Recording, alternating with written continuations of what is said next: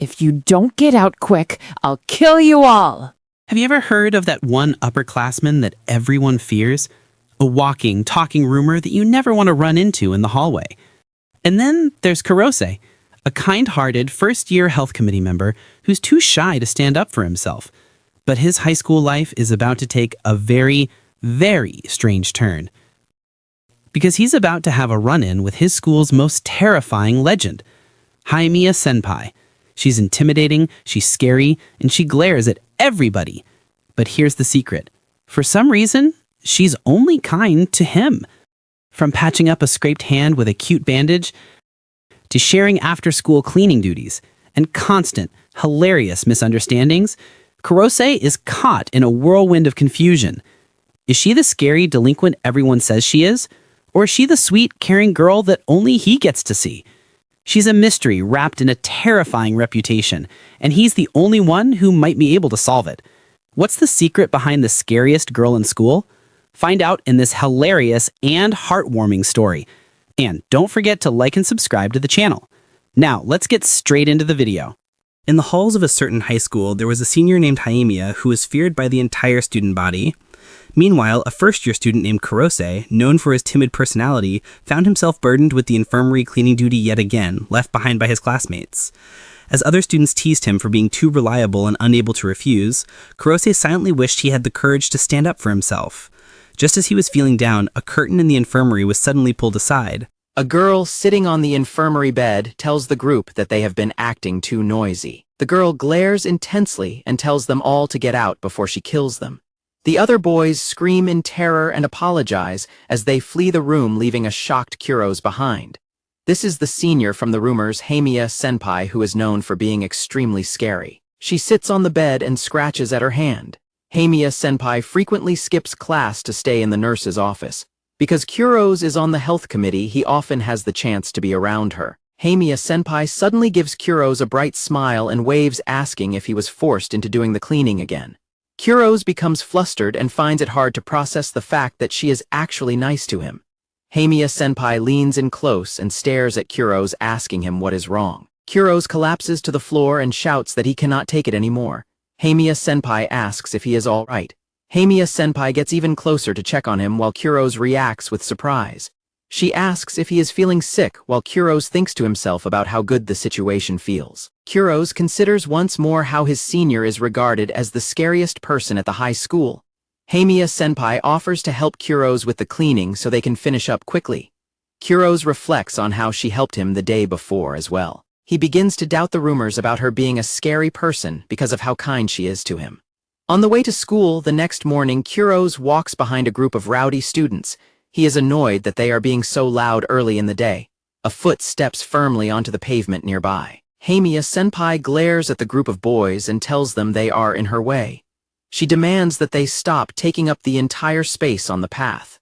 The group of boys immediately apologizes and runs away in a panic.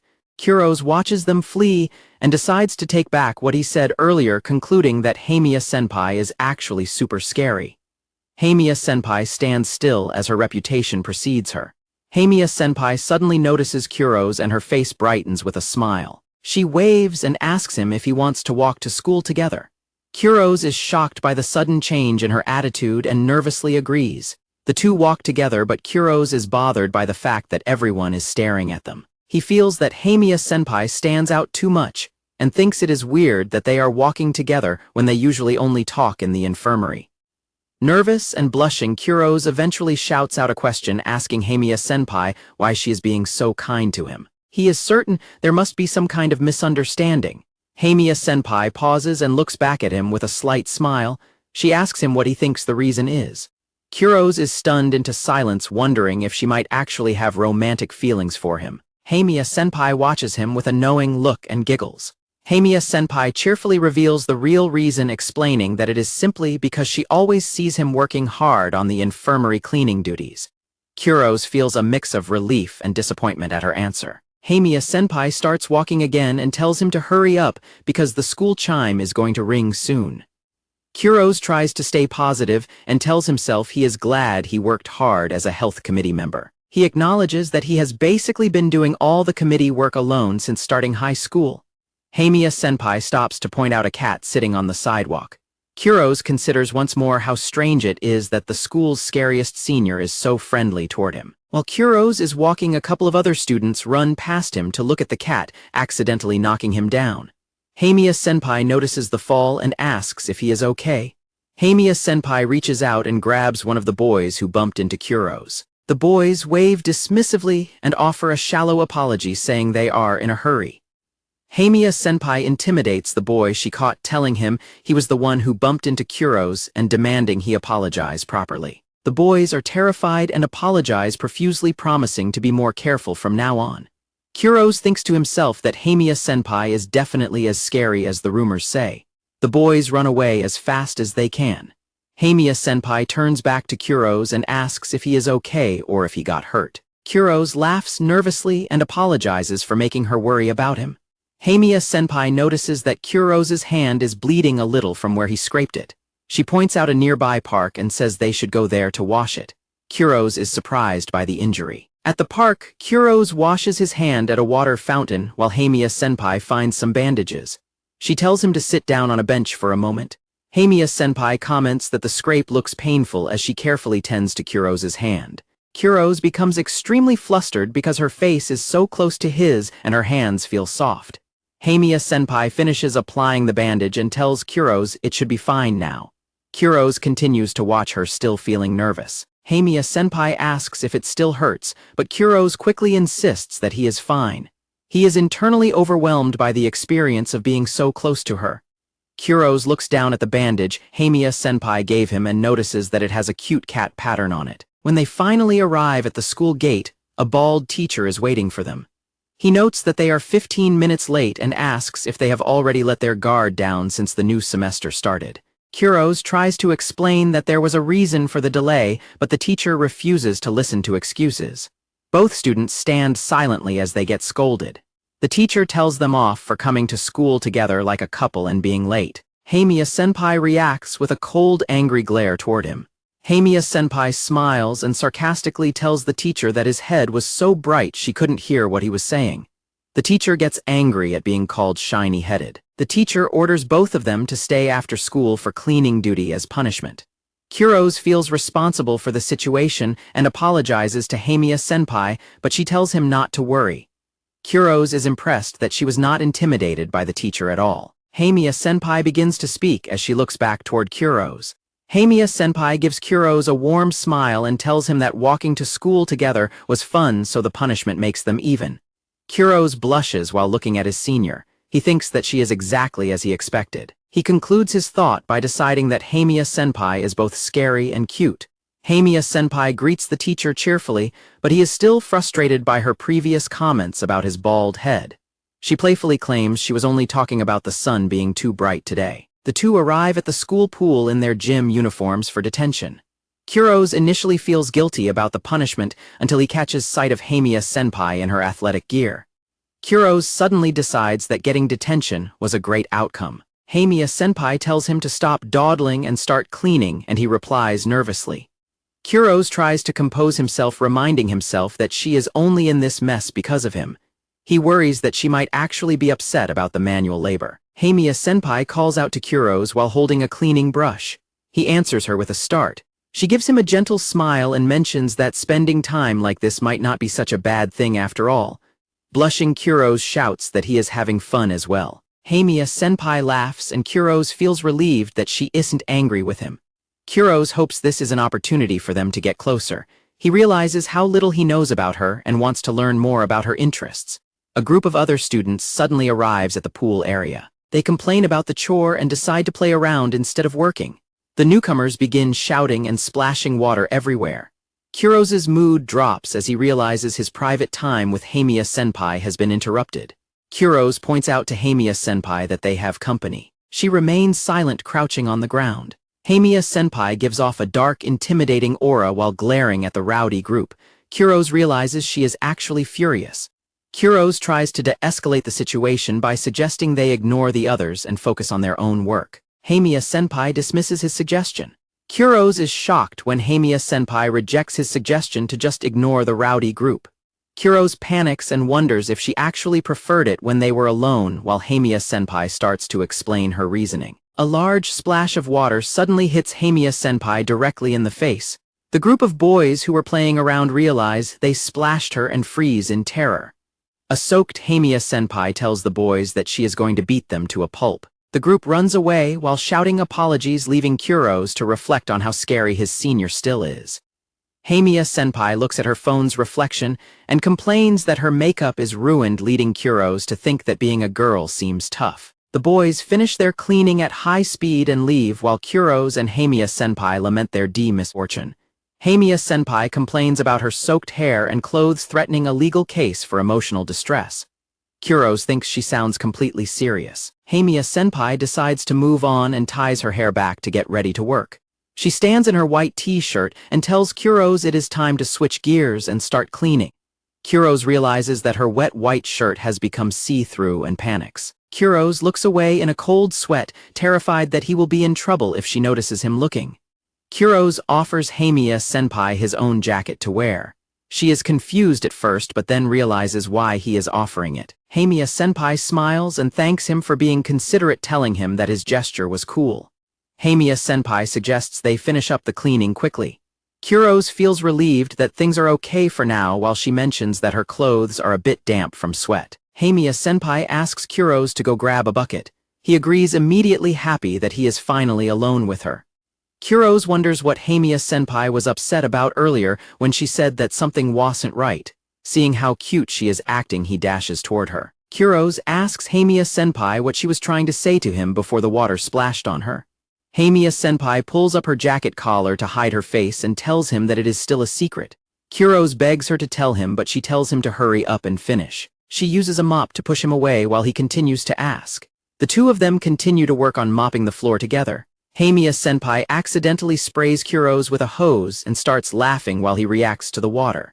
Kurose thinks about how much fun he had cleaning with Haimiya-Senpai. He decides to head to the infirmary because the changing rooms are locked and no one else is around. Kurose opens the door to find Haimiya-Senpai in the middle of changing her clothes. Kurose is completely shocked and freezes in place at the sight of her. Kurose tries to apologize and leave, but a dark, menacing silhouette appears behind him in the hallway. Haimiya-Senpai grabs Kurose and tells him that he knows what will happen if he doesn't forget what he just saw. Kurose runs away as fast as he can, shouting that he will forget it right away. Haimiya-Senpai watches him leave as the narration notes that he definitely won't forget. Later, Kurose stares at his phone while feeling an intense amount of tension. Kurose screams in frustration while his two sisters watch him. They wonder if they should take him to the hospital because he is acting so strange.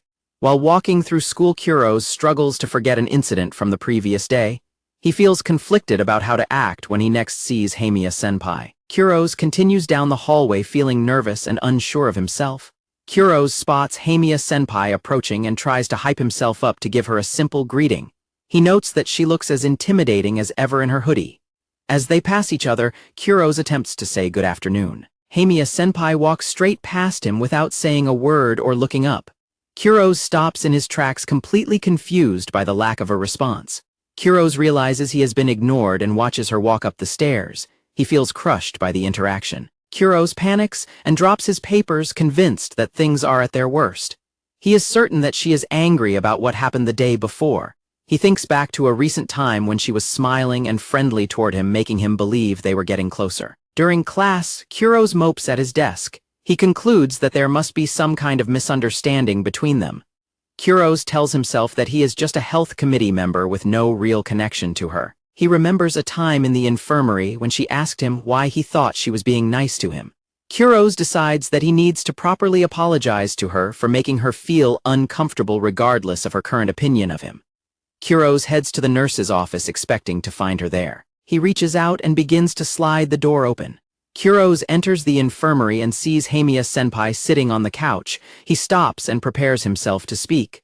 Kurose calls out to her. She looks up toward him from under the shadow of her hood. Haimiya-Senpai greets Kurose-kun and asks if he is cleaning again today. Kurose-kun reacts with shock and asks her what is wrong. Kurose-kun brings up the events of the previous day and asks if Haimiya-Senpai is angry with him, but she is confused by the question. Kurose-kun explains that he tried to talk to her in the hallway earlier, but she did not respond, which makes her realize what happened. Haimiya-Senpai explains that she forgot to wear her contact lenses and had earphones in so she did not see or hear him. Haimiya-Senpai apologizes for making him worry while Kurose-kun stands there in silence. Kurose-kun tells her that he is very glad to hear she isn't mad. Haimiya-Senpai tells him that yesterday was an accident and not his fault, but she jokingly warns him to forget about it. Kurose-kun thinks to himself that he is happy things are back to normal. Kurose-kun admits that he was worried she had started to hate him just as they were getting closer. Haimiya-Senpai teases him for being so upset by the idea of her hating him, which causes Kurose-kun to get embarrassed and try to deny it. Information is provided that Haimiya-Senpai has poor vision due to myopia. Information is provided that Kurose-kun has normal vision. Kurose-kun holds onto a tracksuit that Haimiya-Senpai returned to him. Kurose-kun notices that the clothing smells very sweet and his heart begins to pound. Kurose-kun walks through a crowd of other students on his way somewhere. Kurose-kun overhears other students talking about the hilarious messages they sent each other on the Rhine app. He checks his own phone and sees that his only active chats are with his mother, the family group, and various coupon and sticker services. He sighs, realizing he hasn't made any friends to message since starting high school. He acknowledges that his notifications are exclusively from family and automated advertisements. Kurose-kun thinks about Haimiya-Senpai but quickly tries to shake the thought away. He worries about what she actually thinks of him.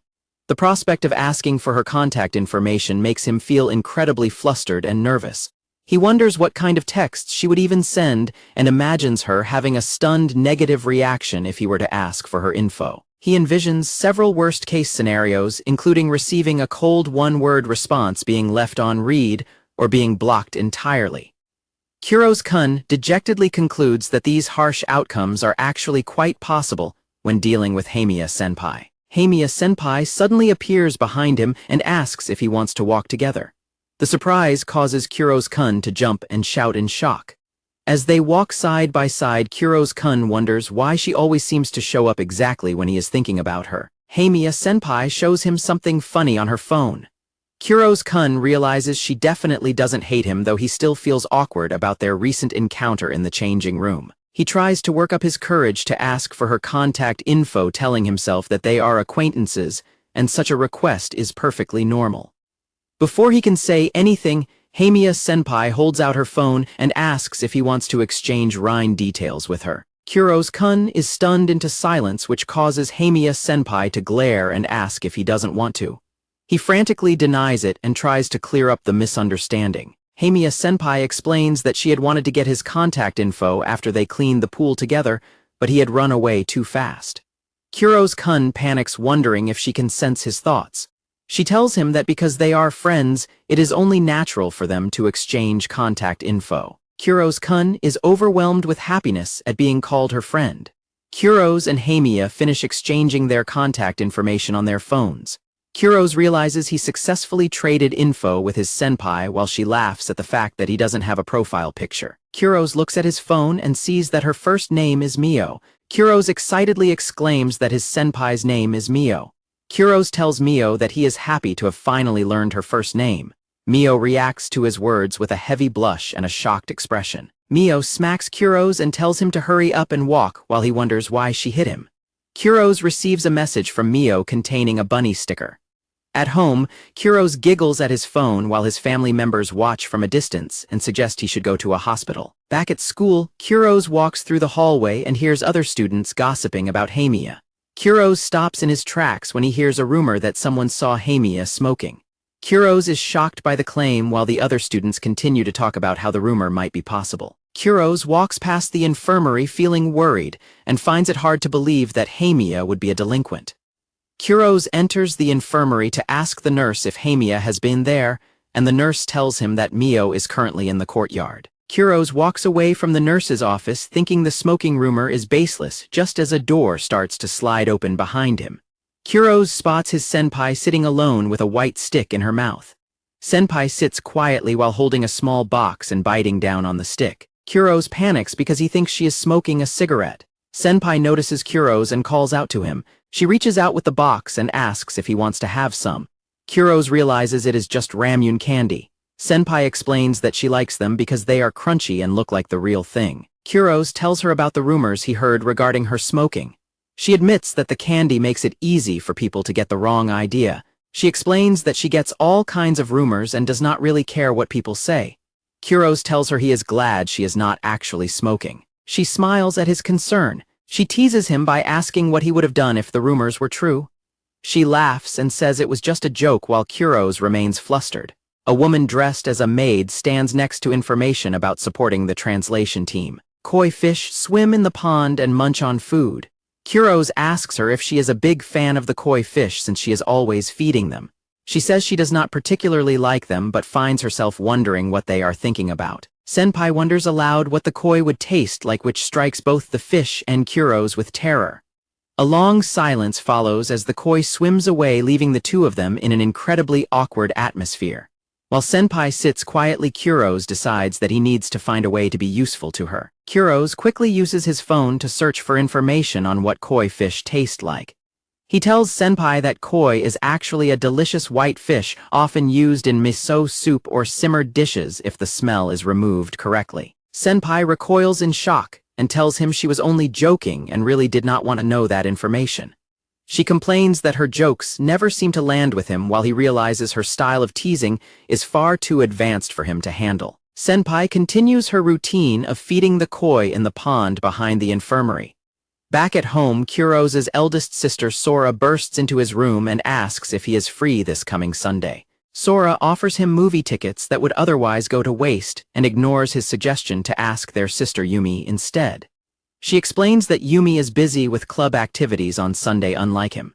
Kurose asks what kind of movie it is, and Sora reveals that it is a hardcore horror film. Sora hands over the 2 tickets and tells him to invite a friend since he is now in high school. Kurose looks at his phone and realizes his contact list is extremely short, leaving him with no obvious person to invite. He considers Senpai for a moment but immediately panics and shouts that it would be impossible to ask her. Kurose hesitates, feeling that he and his senpai are not yet close enough to hang out. The idea of inviting someone out makes him extremely nervous. In his state of panic, Kurose comes up with the illogical conclusion that because both the horror movie and his senpai are scary, they are a perfect match for each other. His phone pings with a message from his senpai thanking him for adding her. He remembers her saying they were friends, which gives him a moment of encouragement. Another message arrives from her regarding committee duty for the following week, and he accidentally reads it the instant it appears. Senpai notices his immediate response and asks if he was already about to send her something. Kurose feels like the timing is terrible but realizes he can no longer back out. With great hesitation and trembling hands, Kurose begins to type out his invitation. While lying on her bed, his senpai receives a message from him asking if she is free this coming Sunday.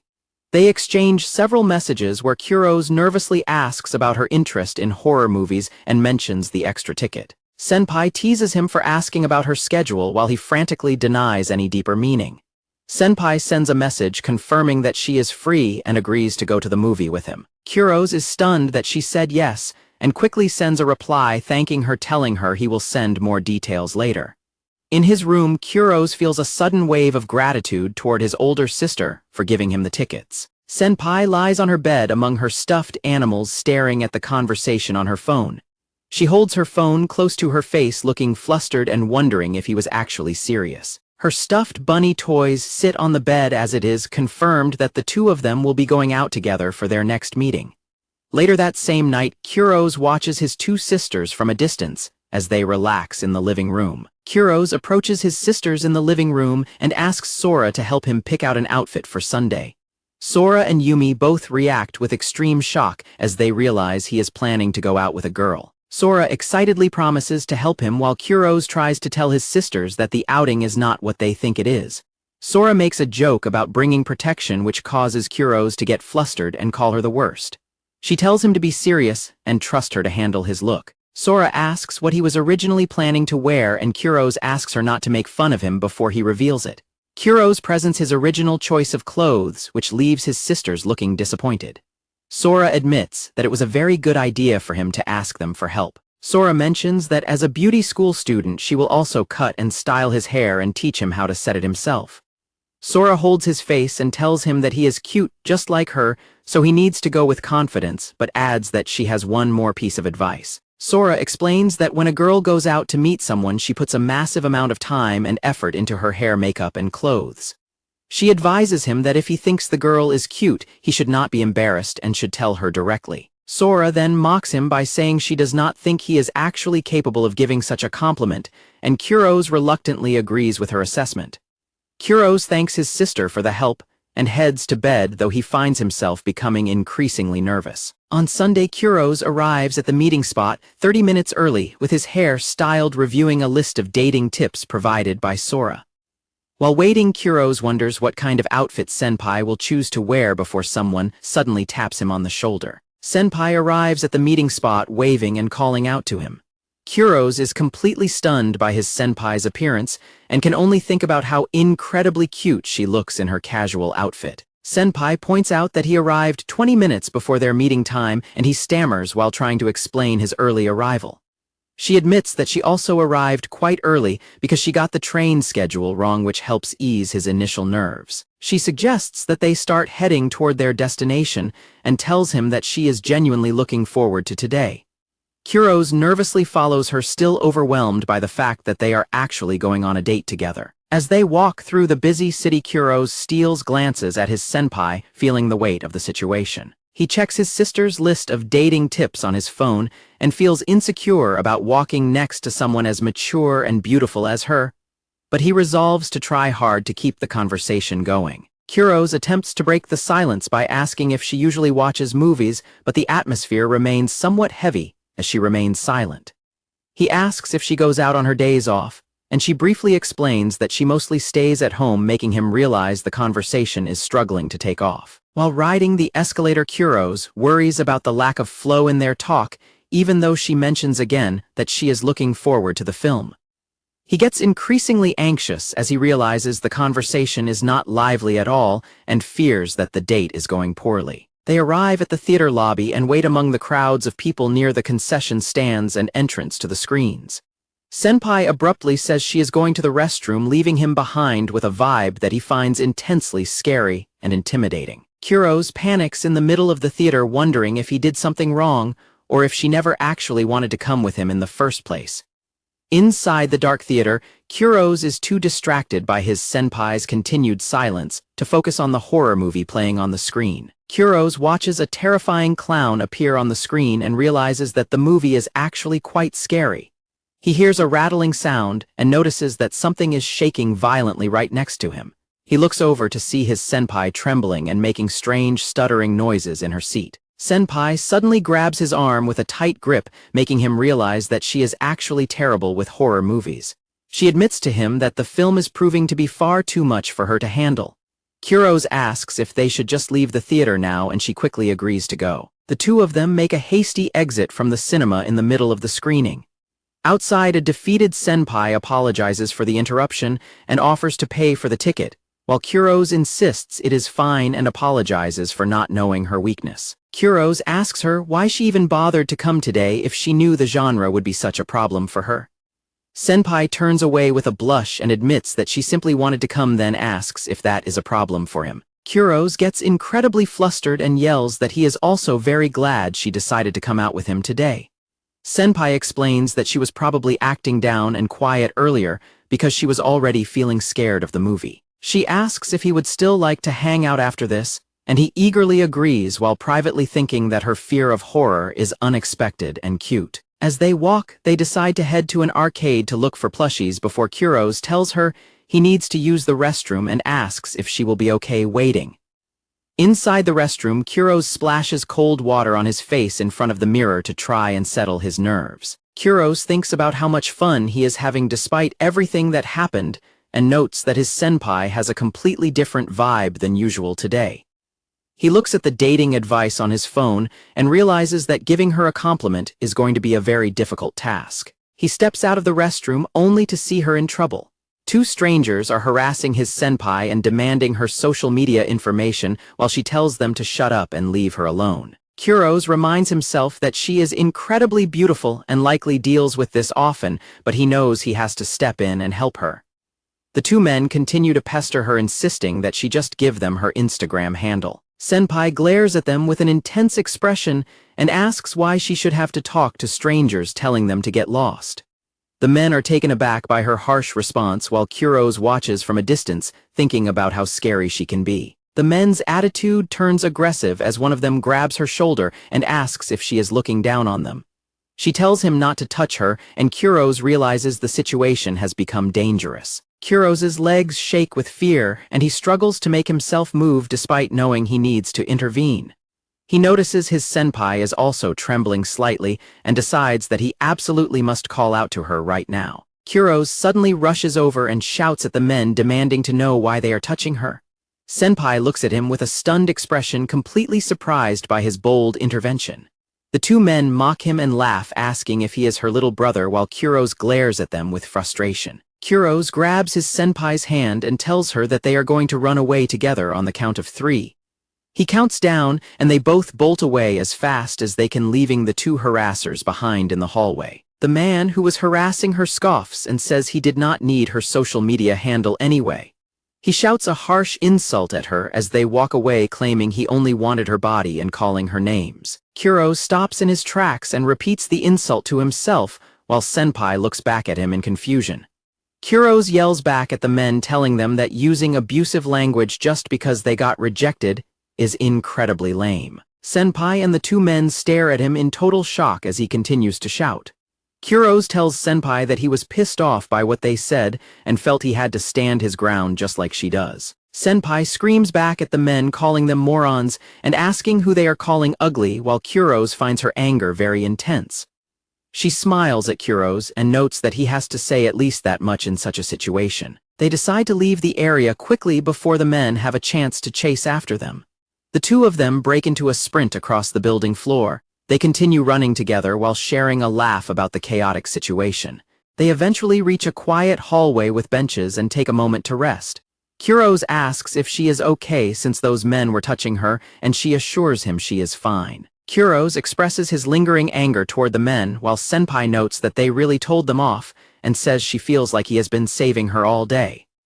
Senpai gives him a sincere thank you with a warm smile, leaving him completely stunned and blushing. Kurose tells his senpai that he is the one who is always being taken care of by her. Senpai suggests they finish up quickly so they can move on. Senpai compliments Kurose on having surprising guts during the confrontation earlier. Kurose is flustered by the praise but admits his behavior was a bit crazy. Senpai tells him to pull himself together so they can finally head to the arcade. Kurose feels happy that he was able to take action for her sake. The two arrive at the arcade, both admitting that it has been a long time since they last visited such a place. Senpai excitedly finds a plushie she has been wanting for a long time. Kurose notes that it is the same character she uses for her messaging app icon. Senpai asks Kurose which of the Subex animal plushies he thinks is cute, while they look through the glass of the prize machine. Senpai confidently declares that she will win a mouse plushie in a flash. Kurose is impressed by her extreme level of confidence. Senpai repeatedly attempts to grab the plushie with the mechanical claw, but fails to pick it up every single time. Kurose watches in shock as he realizes his senpai is actually absolutely terrible at the claw machine game. Senpai heads off to get more change while Kurose looks at the prize and thinks he might be able to win it if he tries. Kurose inserts a coin into the machine just as Senpai runs back, announcing that the real game starts now. To his senpai's utter disbelief, Kurose manages to win the plushie on his very first try for only 100 yen. Senpai's competitive spirit is fully activated as she demands to know how he did it and tries to learn his technique. Senpai continues to fail at the machine and eventually starts hitting the glass in frustration while a panicked Kurose tries to stop her. With a terrifyingly intense smile, Senpai announces that she is going to go and find a staff member. Kurose watches in fear as Senpai confront a staff member and complains that the machine settings must be wrong since she cannot win. He panics as she successfully leads the staff member back to the prize machine. Senpai continues her intense pressure, stating that she cannot win regardless of how many attempts she makes. She suddenly shifts to a Cutie strategy and asks the staff member if they could move the prize to a spot where it is easier to win. Kurose is stunned by her unexpected change in behavior. The staff member complies and moves the prize, allowing Senpai to finally win the plushie she wanted. Senpai celebrates her victory with a large smile, making Kurose realize she is a real go-getter. She offers the mouse plushie she just won to Kurose since he had previously mentioned it was cute. Kurose explains that he actually won his prize for her and suggests they trade so they can both have what they want. Senpai smiles warmly and accepts the trade, noting that they now have matching items. Kurose looks at his new plushie and feels a surge of happiness at the thought of having something that matches with her. She asks if they should get going, and he quickly agrees as they leave the arcade. While walking through the city, Senpai remarks that the day went by in a flash, and Kurose notices that it is already dark outside. Kurose reflects on the many events of the day in silence as they continue their walk. He starts to worry if she actually enjoyed the outing before she suddenly calls out his name. Senpai thanks Kurose for the invitation and says she had a lot of fun. Kurose is so touched that he stays quiet, prompting her to ask why he isn't saying anything. He eventually stammers that he had a ton of fun too. While walking, Kurose says that the day was kind of unexpected, which makes Senpai curious. Kurose explains that he sees her as a cool and amazing person who speaks her mind. He tells her she saved someone who has no friends. He mentions that spending time together showed him sides of her that were different from his usual image. Senpai asks if he means that positively, and he confirms he does. Kurose admits that even though they are friends now, he still feels like he doesn't know her personally. He says he doesn't even know the reason why she is kind to him. Senpai listens to him in silence. He tells her he would be happy if they could continue to get along well. Senpai gives him a bright smile and says that their friendship is a given. Kurose looks at her and realizes something that gives him a shock. He checks the dating tips on his phone and sees his sister's advice about complimenting a girl's cuteness. He realizes he still hasn't done it. Kurose tries to work up the courage to speak, but Senpai sees her train coming and says she has to leave. He yells out to her as she walks away, attempting to tell her she was cute today. His courage fails at the last second, and he instead shouts that he is glad they got the cute toys. Senpai is confused but says she agrees. Kurose feels like a coward and a loser for being unable to say how he really feels. He gets angry at himself for failing to speak in the flow of the moment and realizes his sister was right. Senpai says she is going now and heads off. At Shinjuku Station, Senpai waves goodbye to Kurose and tells him that she will see him tomorrow. Kurose stands among the commuters, looking stunned by her casual parting words. He reflects on his time at school, noting that he has been alone since he enrolled and expected a mundane experience. As Senpai walks through the ticket gates, Kurose realizes that he is changing because he finally has someone to look forward to seeing the next day. Kurose waves back happily and promises to see her tomorrow, resolving to do his best and continue changing for the better. While riding the train, Senpai checks a message from Kurose where he thanks her for the day and wishes for her to get home safely. Senpai arrives at her door and prepares to unlock it while looking at the bunny mascot they won earlier. She enters her apartment, drops her bag on the floor, and immediately flops onto her bed. Lying on the mattress, she holds up the small toy and gazes at it. Senpai smiles warmly to herself as she clutches the mascot against her face. Kurose returns home and is startled by his sister, who immediately asks him how his day went. He tries to brush her off by saying nothing happened and that he is just tired, but his sister continues to pester him. His sister smiles, noticing that the success of his outing is written clearly all over his face. Back at school, Kurose walks down the corridor while planning out his afternoon tasks, including cleaning the infirmary and finishing his assignments. Kurose wonders if Senpai is already at the infirmary, unaware that she is watching him from a distance with a smile. Haimiya-Senpai startles Kurose-kun by whispering directly into his ear, causing him to cry out in surprise. Haimiya-Senpai greets Kurose-kun and asks if he is on his way to a committee meeting, which he confirms. They walk down the hallway together as Haimiya-Senpai mentions she is heading to the infirmary and asks Kurose-kun what he was thinking about earlier. Upon entering the infirmary, Haimiya-Senpai asks the teacher for snacks, while Aya-sensei notes that the two of them arrived together. Aya-sensei questions if the two of them have become close recently, which leaves both of them momentarily speechless. Haimiya-Senpai claims that they have been talking a lot lately, and Kurose-kun awkwardly agrees with her statement. Kurose-kun explains to the teacher that they went to see a movie together, using an extra ticket, leading Aya-sensei to ask about what they watched. When Kurose-kun mentions that Haimiya-Senpai enjoyed the horror movie, she reacts with an intensity that causes him to recoil. Attention turns to a specific animal plushie attached to Kurose-kun's bag, which he admits to finding cute. Haimiya-Senpai teases Kurose-kun by asking if having a matching plushie with her is what actually made him so happy. Kurose-kun's panicked denial of the idea causes Haimiya-Senpai to suddenly look annoyed and disappointed. Haimiya-Senpai confronts Kurose-kun and asks him plainly if he hates the fact that his plushie matches hers. Kurose-kun reflects on how he previously worried that Haimiya-Senpai would be put off if she saw him with the mascot she likes. Kurose-kun admits that he is actually happy to have the matching item but finds it embarrassing to use, which visibly shocks Haimiya-Senpai. Haimiya-Senpai tells Kurose-kun it is fine for him to keep the plushie if it makes him happy while he gets flustered by her tone. Haimiya-Senpai decides to start wearing her matching charm tomorrow to make things easier for Kurose-kun. He worries that this will make it seem like he was the one pushing for them to match. Aya-sensei watches the two of them and finds the interaction adorable. Kurose-kun realizes that Haimiya-Senpai actually seems okay with the situation. After finishing his tasks for the day, Kurose-kun says his goodbyes and prepares to leave. Aya-sensei thanks him for his hard work. Haimiya-Senpai smiles at Kurose-kun and tells him that she will see him the next day. Kurose-kun is overwhelmed with embarrassment as he exits the room and closes the door behind him. Inside the office, Aya-sensei thanks Haimiya-Senpai for staying behind to help with the cleaning.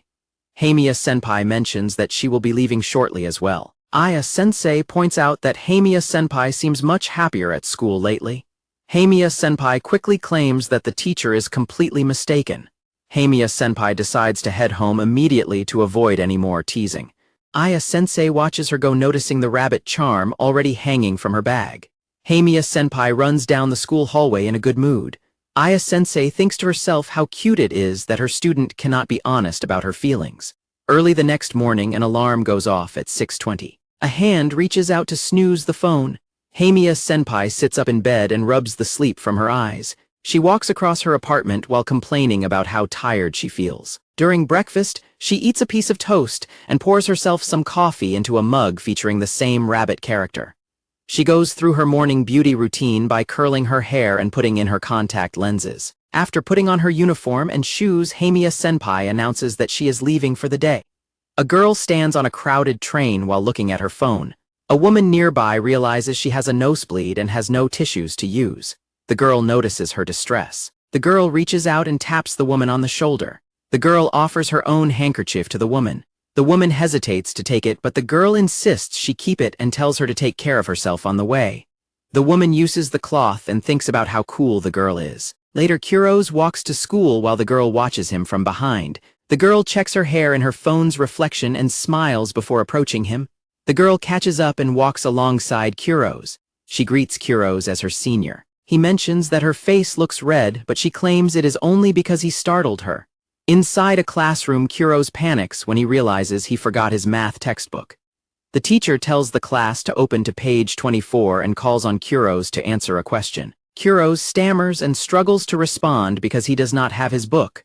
A classmate named Tanzaki slides his book over and tells the teacher that he was the one who borrowed Kurose's textbook.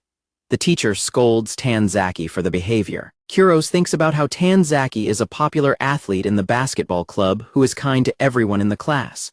Kurose reaches out to his classmate Tanzaki while sitting at his desk.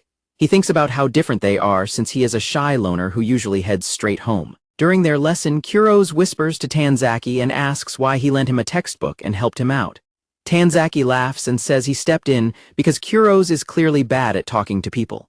Kurose feels a sharp sting from Tanzaki's blunt and honest comments about his lack of social skills. The teacher yells at Tanzaki for being too loud in class.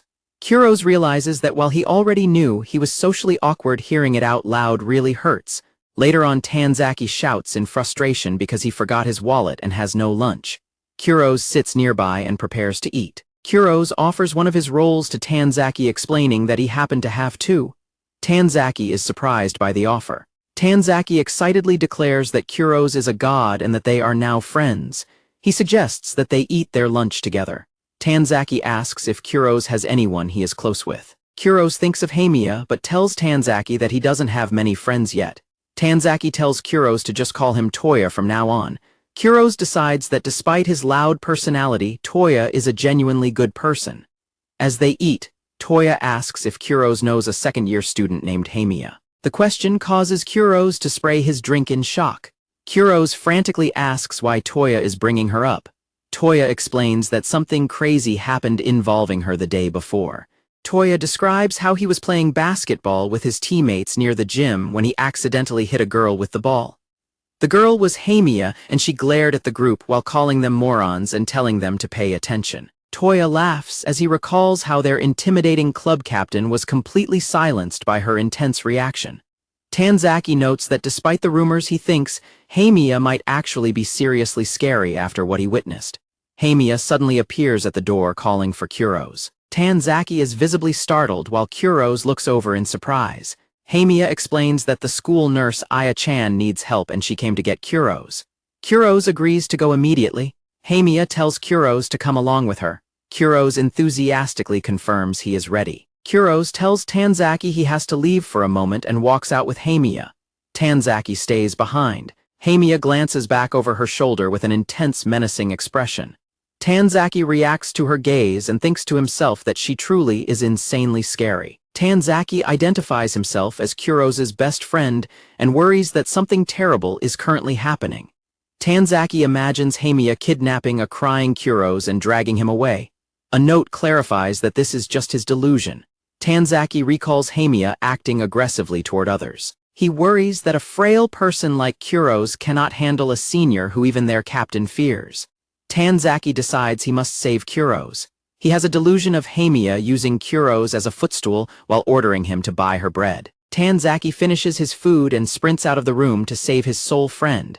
At the infirmary, the school nurse thanks Kurose and Haimiya for helping her move heavy boxes during their lunch break.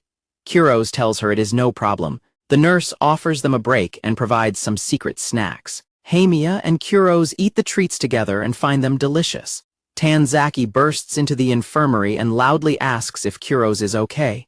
Kurose and Haimiya look back at him in confusion. Taoya interrupts Kurose and Haimiya to call Kurose over for a second. Kurose is confused by the sudden arrival while Haimiya wonders who the newcomer is. Taoya pulls Kurose aside and asks if the rumored Haimiya-Senpai is blackmailing him or exploiting some weakness. Kurose is startled by the accusation. Taoya tells Kurose to rest assured because he will save him. Kurose tries to tell him it is not like that, but Haimiya interrupts them from behind. Haimiya asks what they are whispering about and says the behavior feels super unpleasant. Taoya is intimidated by Haimiya's presence, but tells himself he must protect Kurose because she is smaller than him. Haimiya points out that Taoya was the one talking about her to Kurose. Taoya stands up to Haimiya and demands to know what business she has with Kurose regardless of her seniority. Haimiya reaches out and grabs Taoya by the cheek, pulling his face. Haimiya continues to pinch Taoya's face and tells Kurose that she hates this guy. Kurose thinks to himself that she is being far too merciless. Taoya panics and tells Kurose that Haimiya is extremely dangerous after all. Kurose tries to get Taoya to calm down. Kurose explains the situation regarding how the other members of the health committee skipped their work duties. Kurose clarifies that Haimiya helps him out frequently. Taoya realizes he misunderstood the situation, though Haimiya still maintains that she definitely hates him. Taoya hangs out on a desk and mentions how comfortable the infirmary is. Aya-sensei reminds him he is not a health committee member while Haimiya continues to express her dislike for him. Aya-sensei tells Taoya he can stay for a little while if he carries some heavy luggage to the supply room. Taoya excitedly agrees to help, leading the others to think he is easy to manipulate.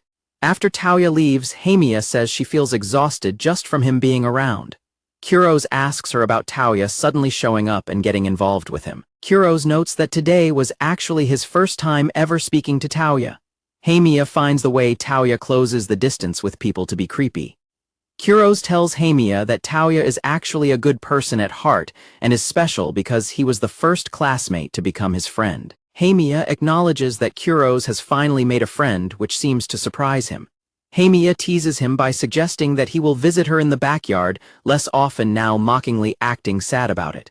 Kurose panics and insists that Haimiya is also a very precious friend to him. He continues by saying that he wants to cherish his time with her just as much as with anyone else. Haimiya rests her head on her hand and gives him a soft, warm smile. She pats him on the head and tells him that he said that very well. Kurose becomes extremely overwhelmed and flustered by her praise and the physical contact.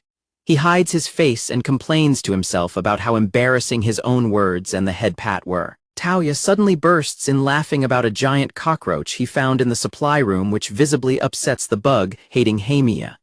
Haimiya immediately attacks Taoya with a flying kick while Kurose calls out his name in shock. Later that day, Haimiya walks alone through the school hallway past the infirmary as other students leave for the day. She enters the room and is immediately irritated to find Taoya sitting comfortably on the couch. Kurose greets her while holding cleaning supplies, but Haimiya ignores him to demand why Taoya is still hanging around their spot. Taoya smugly explains that the teacher gave him permission to hang out for a bit because he helped out the day before. Kurose mentions that Taoya is helping with the cleaning as well, but Haimiya remains unimpressed. Taoya stands at the height measuring station and claims his growth spurt is still coming despite already being 181 cm. He then tells Kurose to measure his height too. Kurose measures in at 168 cm. Taoya and Haimiya both dismiss the result as completely normal. Haimiya is shocked to see her height is only 157 cm and insists there must be a mistake. She demands a redo while Kurose tries to get her to measure properly. Taoya notices the old-school style of the weight scale. He teases Haimiya about being surprisingly short for someone so scary, and she threatens to beat him to death. Taoya tells Haimiya to hop on the scale next. Kurose goes first and weighs 60 kg, which the other two again label as normal. Haimiya snaps and pinches Taoya's cheek with extreme force, causing him to scream in pain. Haimiya tells Taoya to die for being so insensitive. Taoya clutches his face in pain while Kurose tells him that he was in the wrong. Haimiya threatens to grow her nails out just to hurt him more. Taoya starts to fear for his life while Kurose suddenly remembers he needs to be at the staff room by 4:30. Kurose rushes out of the room, promising to return in 30 minutes. Haimiya and Taoya are left alone in a tense silence. Haimiya sits outside on the steps by the school pond watching the carp swim in the water.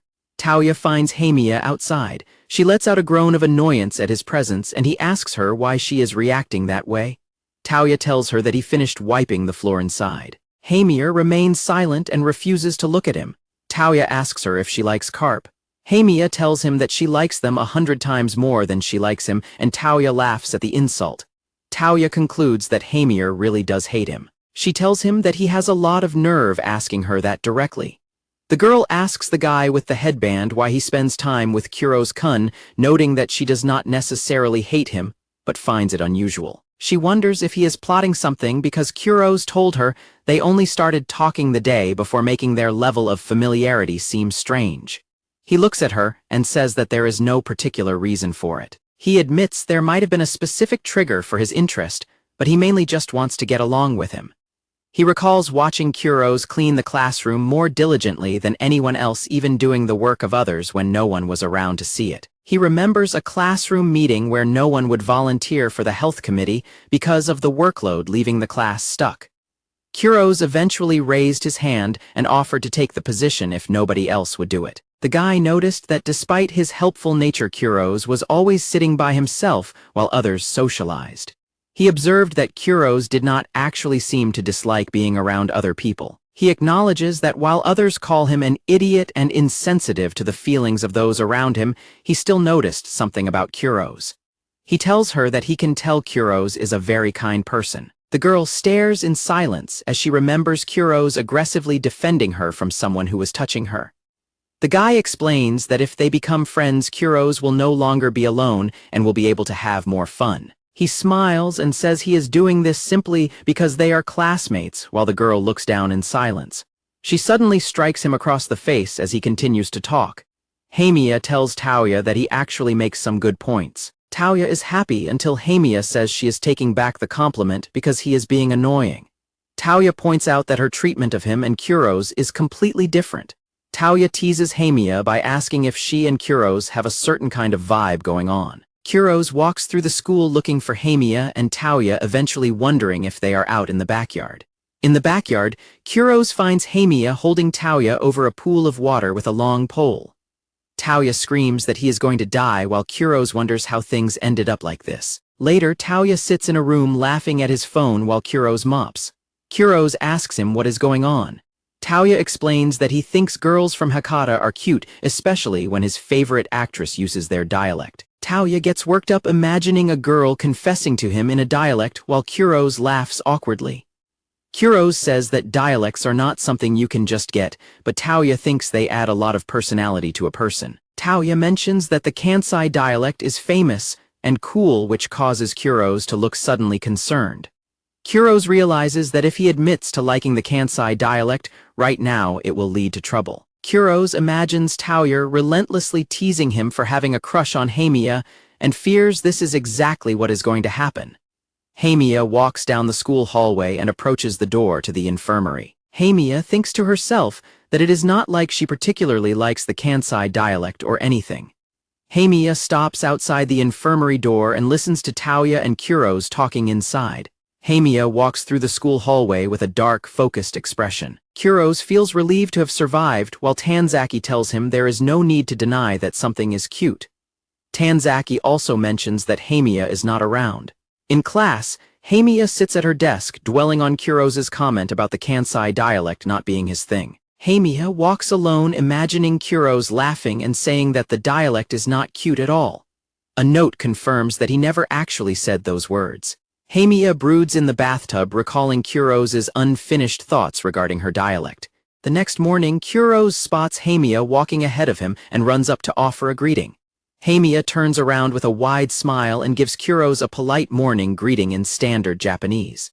Kurose is instantly confused by her lack of a Kansai dialect. As they walk together, Kurose makes small talk about the weather, and Haimiya responds using very formal, stiff language. Haimiya continues speaking, formally mentioning that she recently discovered a new release for Space Animal. Kurose wonders what is happening as Haimiya suggests they go and purchase the new item. Kurose realizes that her way of speaking is definitely weird, while Haimiya continues to use formal standard Japanese to talk about the heat. Kurose asks Haimiya if she is doing all right, causing her to lapse into a tense silence. Haimiya looks away and asks Kurose if he hates the Kansai dialect. Kurose is startled when Haimiya reveals she accidentally overheard his conversation with Tanzaki in the infirmary the previous day. Kurose stammers in a panic as Haimiya reminds him of his claim that her Kansai dialect was not his thing. Kurose shouts that it was all a misunderstanding, but Haimiya ignores him and explains that she simply decided not to use a dialect around people who dislike it. She then demands that he explain himself. Kurose looks down in silence, regretting that he became so stubborn for no reason while remembering Tanzaki's previous comments about the dialect being cute. Overwhelmed by embarrassment, Kurose yells that he cannot say what he is thinking, leaving Haimiya baffled. Haimiya loses patience and starts walking away, dismissing the conversation. Kurose tries to call her back but stops, feeling dejected. Kurose finally finds his voice and yells that he does not hate the way she talks. He admits that while her dialect can be scary sometimes, he doesn't dislike it. Kurose apologizes for his behavior and explains that he finds her way of speaking to be wonderful, warm, and kind because it is a part of who she is. As they stand on the sidewalk, Kurose asks Haimiya to please not change the way she speaks. Haimiya remains silent and looks away, her face flushing as she processes his words. Haimiya looks back at him and tells him she understands, urging him to hurry up so they can keep walking. Haimiya continues on her way while Kurose watches her, surprised by her reaction. As they walk together, Kurose points out that her changing her speech was proof she was truly hurt. Haimiya admits she was hurt, but knows he didn't mean it, acknowledging that she was being oversensitive. Haimiya pats Kurose on the head, telling him she is no longer bothered, though she still questions why he was being so difficult. Haimiya assumes Tanzaki said something stupid to cause the mess and vows to beat him up the next time they meet. Tanzaki is left feeling doomed for a situation he did not intentionally cause. Later at school, Tanzaki complains to Kurose about a teacher and how tedious their upcoming chemistry basics class will be. Tanzaki's classmates criticize him for getting caught filming a TikTok during class while the teacher was writing on the board. He ignores the scolding and claims it is fine to seek excitement because classes are boring anyway. While walking through the school hallway, Tanzaki catches Kurose's attention and points toward something nearby.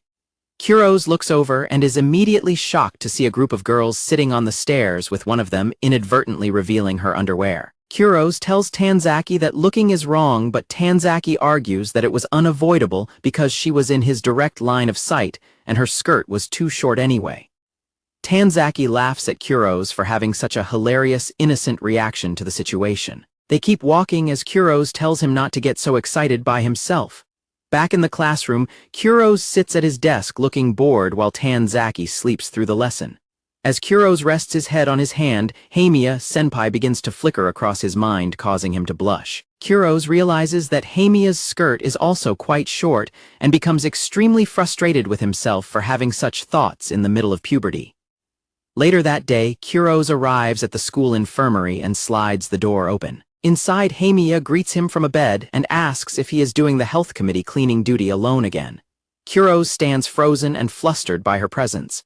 Haimiya tells him she will help out in a bit and heads over to talk to the nurse. Kurose manages a nervous greeting in return. While Haimiya leans against the nurse's desk, Kurose cannot help but notice that her skirt is indeed surprisingly short. Kurose enters a state of deep self-loathing, wondering why he is suddenly becoming so conscious of weird things and calling himself the worst. Two other students enter the infirmary to return an ice pack.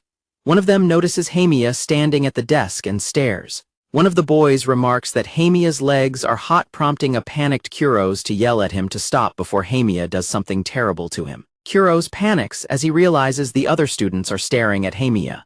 He then feels a wave of hypocrisy as he admits to himself that he is looking at her with the same eyes. Haimiya confronts the boys, telling them she can hear their comments and calling them creeps. She tells them to die, sending them into a state of terror. Haimiya expresses her disgust while the two boys scramble away, shouting apologies and blaming each other. After Haimiya sits down and complains that men are constantly thinking about perverted things, Kurose feels an intense pang of guilt for his own thoughts. Kurose agonizes over his behavior, feeling that it is wrong to look at his friend this way. Behind him, Haimiya relaxes on the couch with her legs crossed. Overwhelmed by his internal conflict, Kurose decides he needs to go outside and cool off. Haimiya stays behind, focused on her phone. Kurose sits alone on some outdoor stairs overlooking the water to gather his thoughts. Haimiya joins him on the stairs and offers him a gummy from a small bag. Kurose takes a gummy and starts eating it as the two sit together in silence. Kurose hears a group of rowdy students approaching from a distance across the courtyard. He suddenly realizes that the group's line of sight will lead directly under Haimiya's skirt from where they are standing. The boys in the distance start laughing and commenting on seeing Haimiya's underwear, leaving Kurose frantic for a solution. To protect her, Kurose positions himself directly in front of Haimiya, blocking the other student's view. Haimiya stares at him in confusion and asks him what he is doing. Haimiya laughs and asks if he moved there just to stare at her face. A flustered Kurose decides to use that as his excuse. Kurose keeps himself positioned in front of Haimiya while watching the group of students walk away in the distance.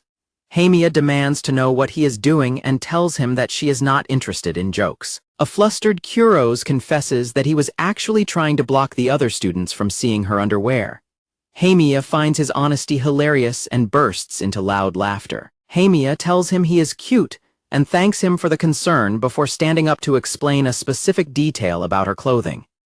Haimiya lifts her skirt to demonstrate that she wears decorative safety shorts called misunderstandings underneath for protection. Kurose stands frozen in complete shock as he looks at her. Haimiya maintains a confident and smug expression for a few moments. Haimiya's expression suddenly shifts to a look of realization and growing horror. Haimiya turns bright red and panics as she realizes she actually forgot to put on her safety shorts that morning. The two desperately try to break the extreme awkwardness by shouting about the beautiful sky and the energetic fish in the pond. The scene shifts to the next morning as Kurose and Haimiya walk to school together before parting ways at the lockers.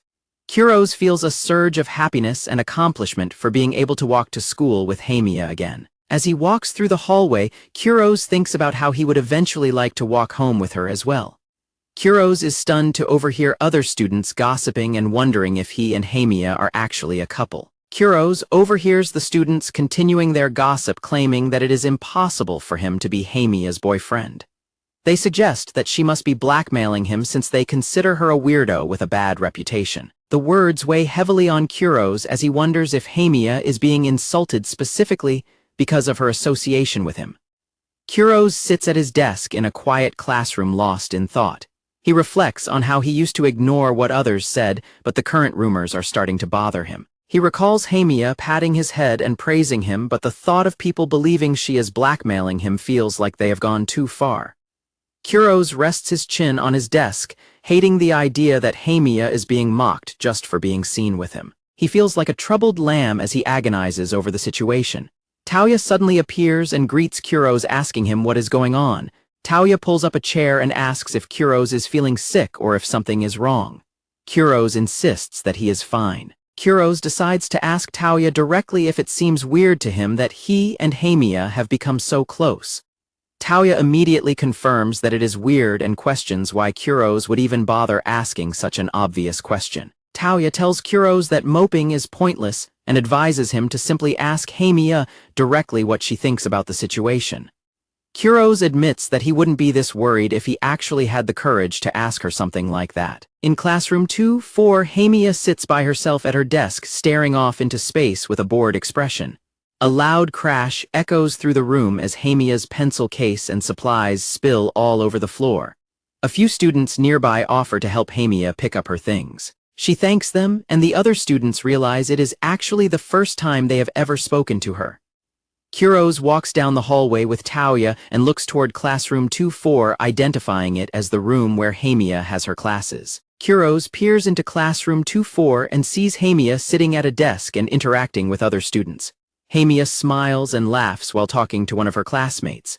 Taoya asks what is wrong, but stunned, Kurose claims it is nothing and walks away down the hall. Haimiya catches a glimpse of Kurose walking past the door and looks confused as he leaves.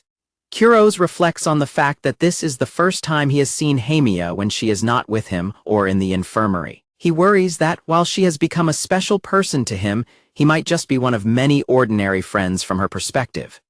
He watches Haimiya smiling with others and worries that being associated with him will only cause more people to speak ill of her. Kurose arrives at the infirmary where Haimiya greets him and tells him she has already finished most of the cleaning chores. Kurose responds awkwardly while Haimiya stares at him with a questioning expression. Haimiya smiles and asks Kurose if he would like to walk home together for once. Kurose is shocked by the invitation, since walking home with her was exactly what he had been hoping for. He is suddenly reminded of the students' cruel gossip about Haimiya blackmailing him and being a weirdo. Feeling guilty, Kurose apologizes and tells her that he has to get home in a hurry today. Kurose runs out of the room, leaving Haimiya angry at his perceived rudeness, while the nurse suggests he might just be feeling unwell. Later at home, distressed, Kurose holds his head in his hands as a new message notification appears on his phone. Kurose is flustered to receive a message from Haimiya asking if he is feeling sick and telling him not to push himself too hard. Haimiya lies in bed and grumbles in frustration when Kurose only sends a simple sticker in response to her concerned message. The next morning, Haimiya tries to greet him, but a panicked Kurose shouts an apology and runs away while claiming that his stomach hurts.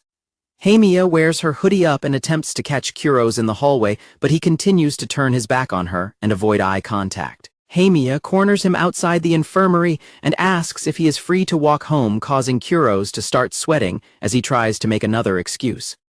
Haimiya slams her hand against the wall to block Kurose's escape as he trembles in terror. Haimiya demands to know what is wrong with his attitude and insists that she won't understand his problem unless he explains it. The two face each other in a tense standoff as Haimiya waits for a real answer. Haimiya pins him against the wall and tells him that he needs to be honest about what is on his mind. Kurose feels like his situation is finally hopeless, while Haimiya continues to glare at him. Haimiya clenches her fist and offers to apologize if she has done something wrong, demanding that he finally speak up. Kurose finally tells Haimiya that he doesn't think she should be hanging out with someone like him anymore. Haimiya is left stunned and silent by his sudden statement. Kurose explains that being with him will only end up causing her trouble, but Haimiya remains confused and asks what he means by that. Kurose elaborates that after they walked to school together, people began whispering and saying bad things about her because of their relationship. Haimiya acknowledges that walking to school together or matching might give people the wrong idea. She asks Kurose if he has other friends he hangs out with besides her. She continues by saying he probably doesn't want rumors spreading and that she would feel terrible if he got in trouble because of her. Haimiya tells him that she really hates this kind of situation. Kurose remains silent and looks down. Haimiya asks if this behavior is his way of being considerate toward her. She questions if he is letting the opinions of others control him and if he even thinks about her feelings before saying such things. Haimiya asks if he would die if someone told him to because she doesn't feel any conviction behind his words. Haimiya walks out of the room telling him that she is angry and that he should figure out why once he has cooled off. Kurose stands alone in the hallway looking shocked. Kurose sinks to the floor and pulls his legs in close. At home, the youngest sibling Yumi tells her older sister that their brother has gone crazy. Kurose lies on his bed playing dark chords on a guitar and singing about how life is a waste and death is salvation. His sisters watch from the door thinking the song is awful and that he is acting creepy. The older sister tells Yumi to go talk to him and find out what is going on. Yumi approaches the bed and asks what is wrong while Kurose stares blankly at the ceiling and continues to play. Yumi asks if something happened with the girl he went out with before which causes Kurose to jump in surprise. Yumi points out that he probably tried to be considerate and just made the girl angry instead.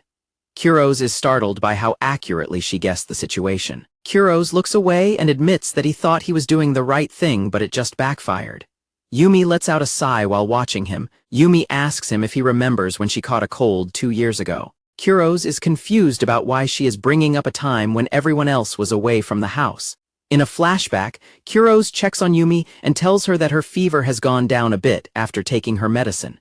Yumi apologizes to her brother for being sick. Kurose tells her not to worry because their mother left notes and instructs her to just rest.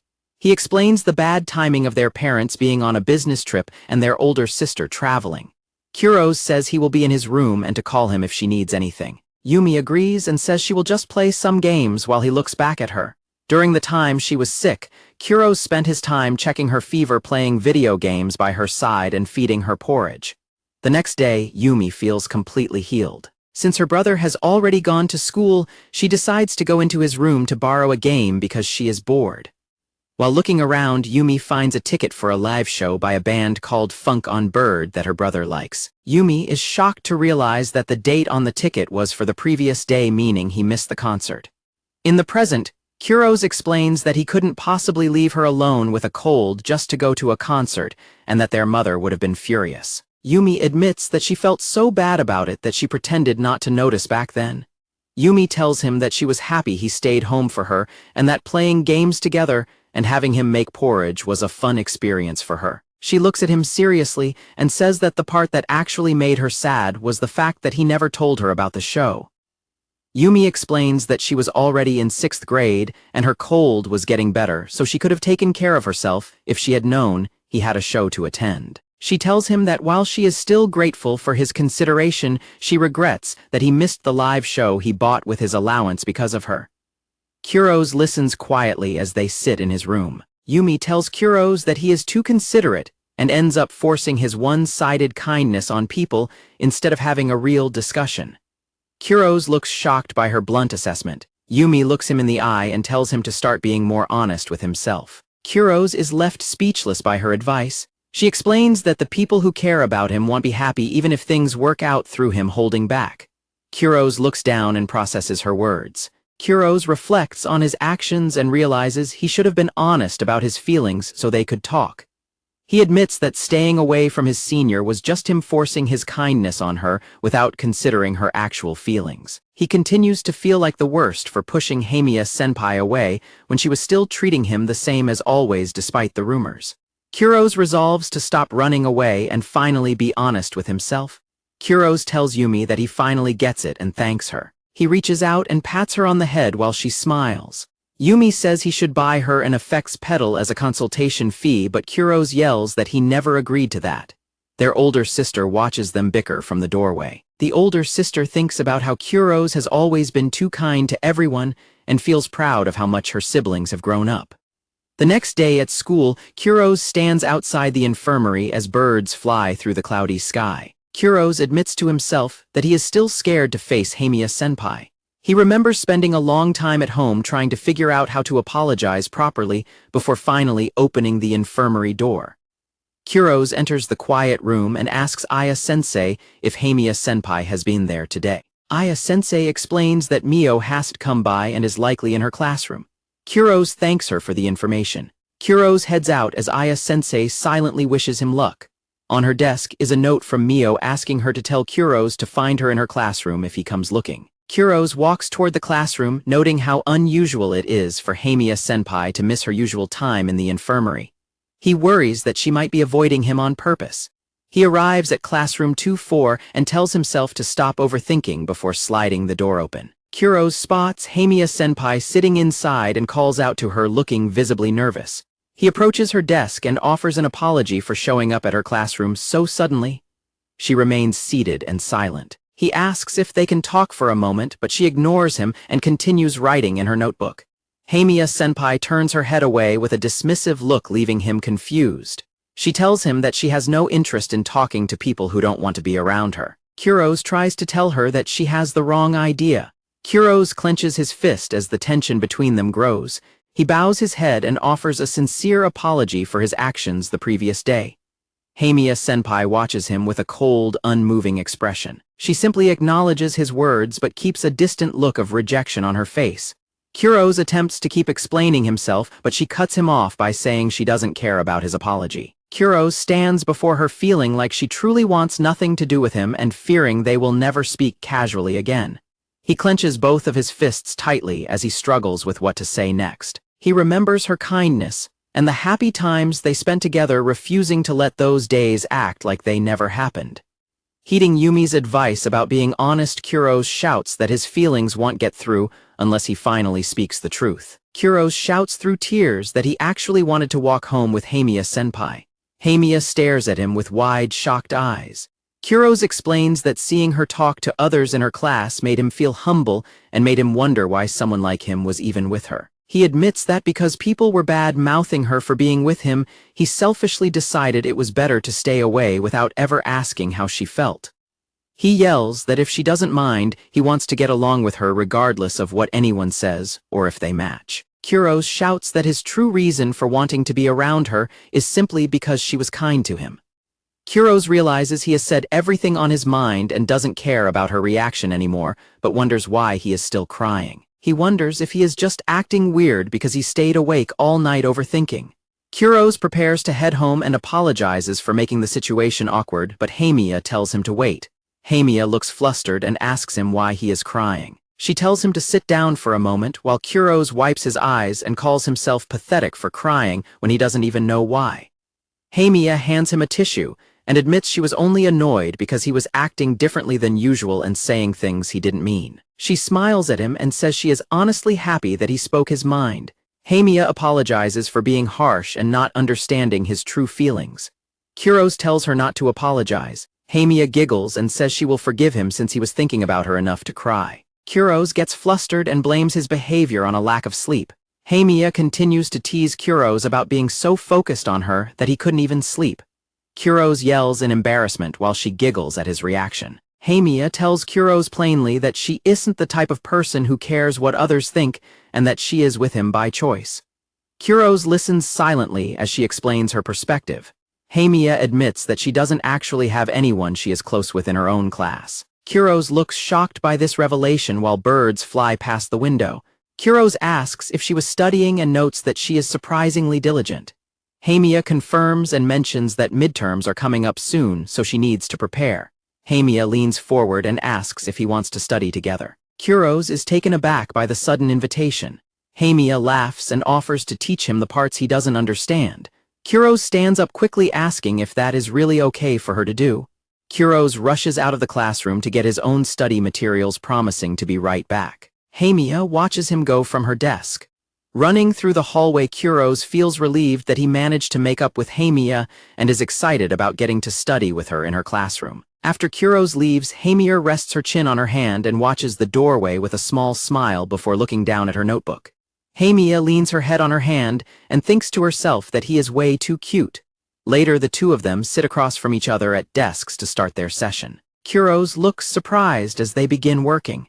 Haimiya offers to teach him something useful. Kurose admits that he is really bad at basic chemistry and doesn't understand things like the ionization series at all. Haimiya writes a mnemonic device into a notebook and tells him that if he memorizes it, he'll have an easy win on the test. Kurose agrees to follow her instruction. Kurose asks if she is good at chemistry since they have never talked about studying before. Haimiya reveals that she is a science major, which comes as a surprise to him. Haimiya tells him to come ask her if there is anything he doesn't understand, though she warns him that her tutoring style is strict. Kurose looks at her and then turns back to his notes. Kurose notices Haimiya's first name, Mio, written on the cover of her notebook. Kurose observes that her name is written with the characters for beautiful and cherry blossom. Haimiya realizes he didn't know it until now but says it doesn't really matter. Kurose smiles and repeats her name to himself. He thinks to himself that the name really suits her and that it is lovely. Kurose asks her why her name is written with the characters for beautiful and cherry blossom. Haimiya laughs and tells him that she will explain the reason to him another time. Haimiya moves on from the topic and asks Kurose what his first name is. Kurose asks if she really didn't know his name. Haimiya explains that there has been an opportunity to find out and that he is just Kurose-kun to her. Kurose realizes that he never actually told her despite the time they spend together. He figures it's because they are in different grades and usually just hang out in the infirmary. Haimiya suddenly gets excited and bets that she can guess his given name. Haimiya guesses Taro and then Kaito. Kurose tells her she's wrong and asks if she's already bored with studying. Haimiya continues guessing with Shiro and then Kurose D. Racha. Kurose tells her he isn't part of a legendary clan and asks her to stop making things up. Haimiya gives up in frustration and admits she has no idea. Kurose points out that she didn't even try to think about it seriously. Kurose smiles and reveals that his name is Ao.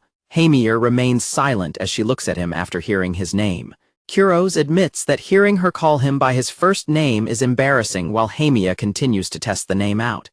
Haimiya repeatedly calls him Ao-kun, causing Kurose to become increasingly flustered and confused. She continues to chant his name and pokes him in the neck, demanding that he say something in response. Haimiya leans across the desk and keeps poking his chest while asking if he is even listening to her. Kurose shouts that she is being mean and reacts with shock to her constant teasing. Kurose suddenly realizes that her first name is Mio and repeats it to himself. Haimiya makes a face and calls him an idiot, telling him that her teasing is payback for earlier. Kurose asks what she is seeking payback for, but she dismisses the question and tells him to never mind. Haimiya tells him to get back to their studies and Kurose complies while she laughs quietly to herself.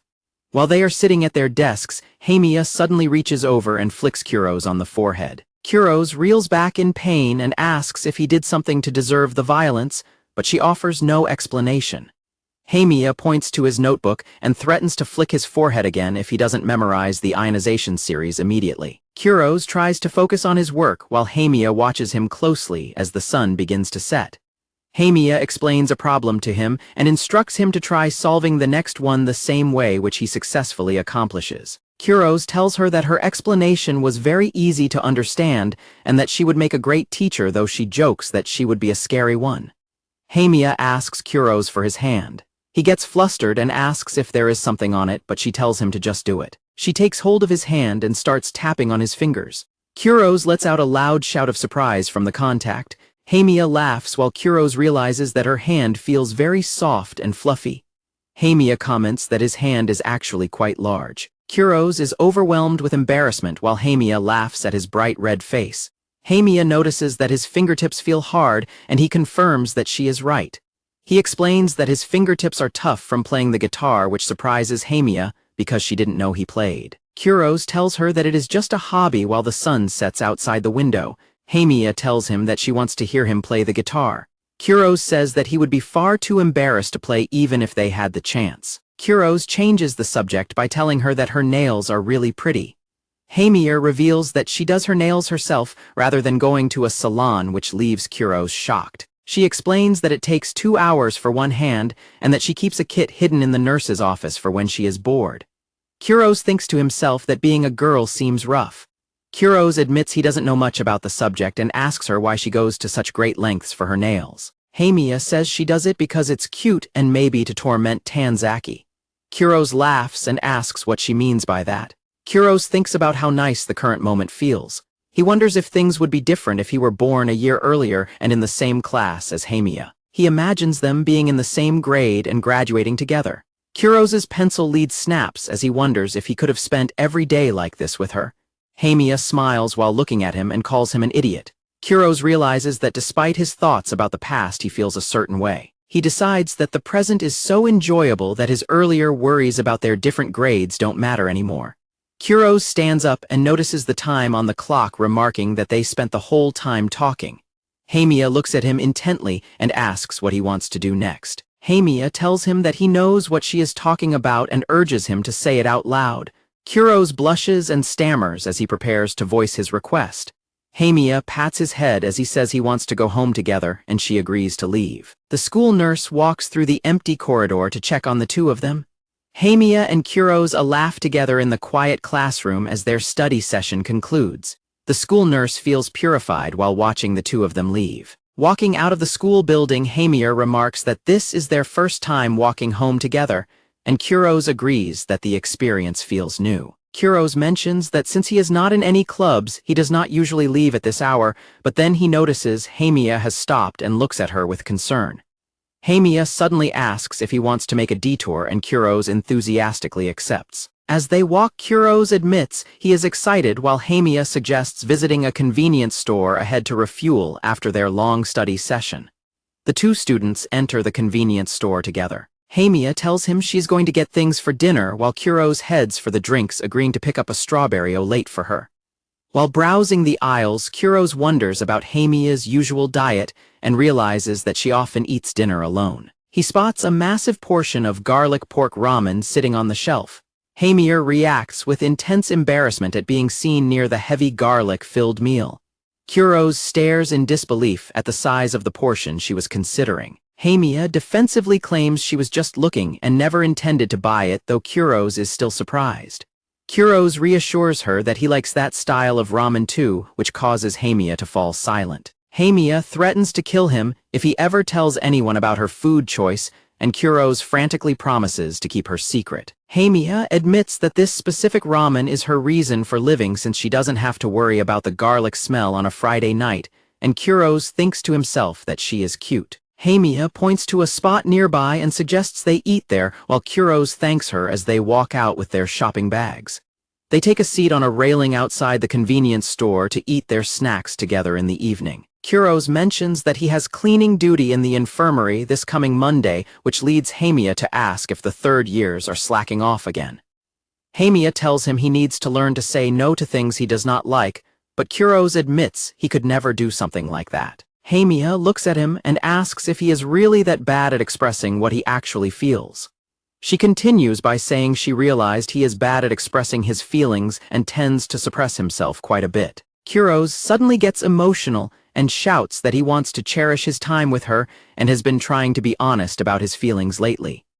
Haimiya listens to his outburst and wonders to herself if his personality has always been like this. Kurose confesses that he wants to change but isn't there yet, and he appreciates that she remains his friend despite his timid nature.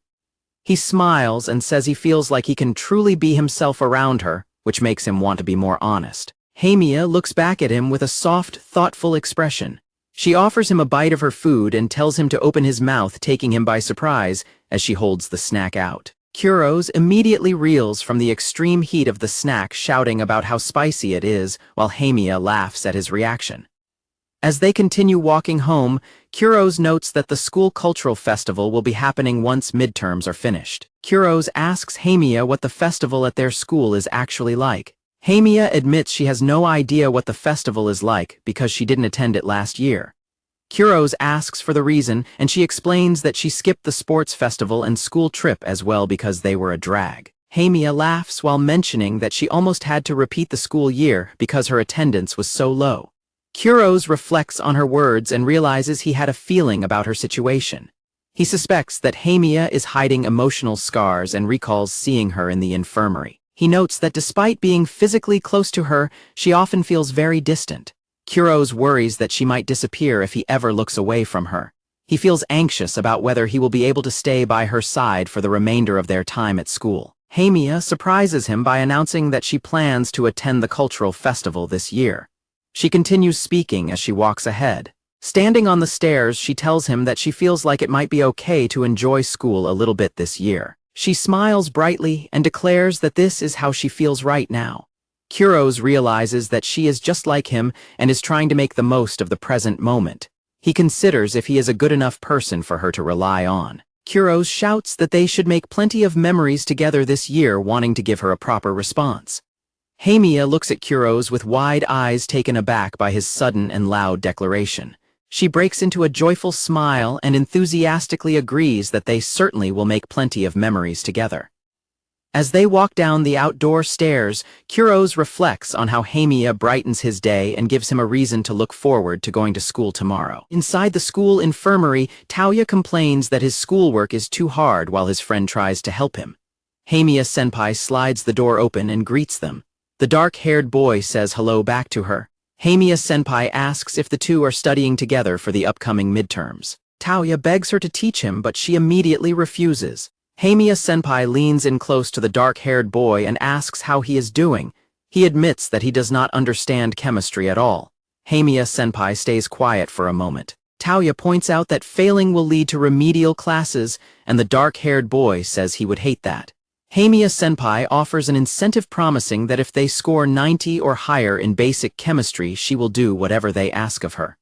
Taoya is overjoyed by the offer. Haimiya-Senpai asks why he is so happy when it is unrealistic for him to get a 90 anyway, and Taoya admits she is right.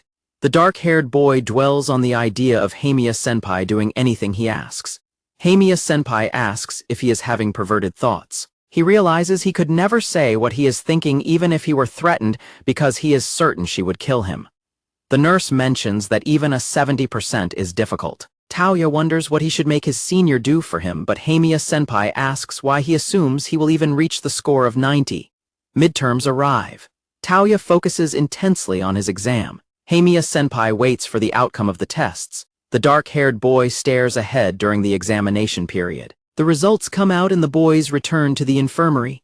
Haimiya-Senpai asks if their first high school test was hard. The dark-haired boy says his test went all right.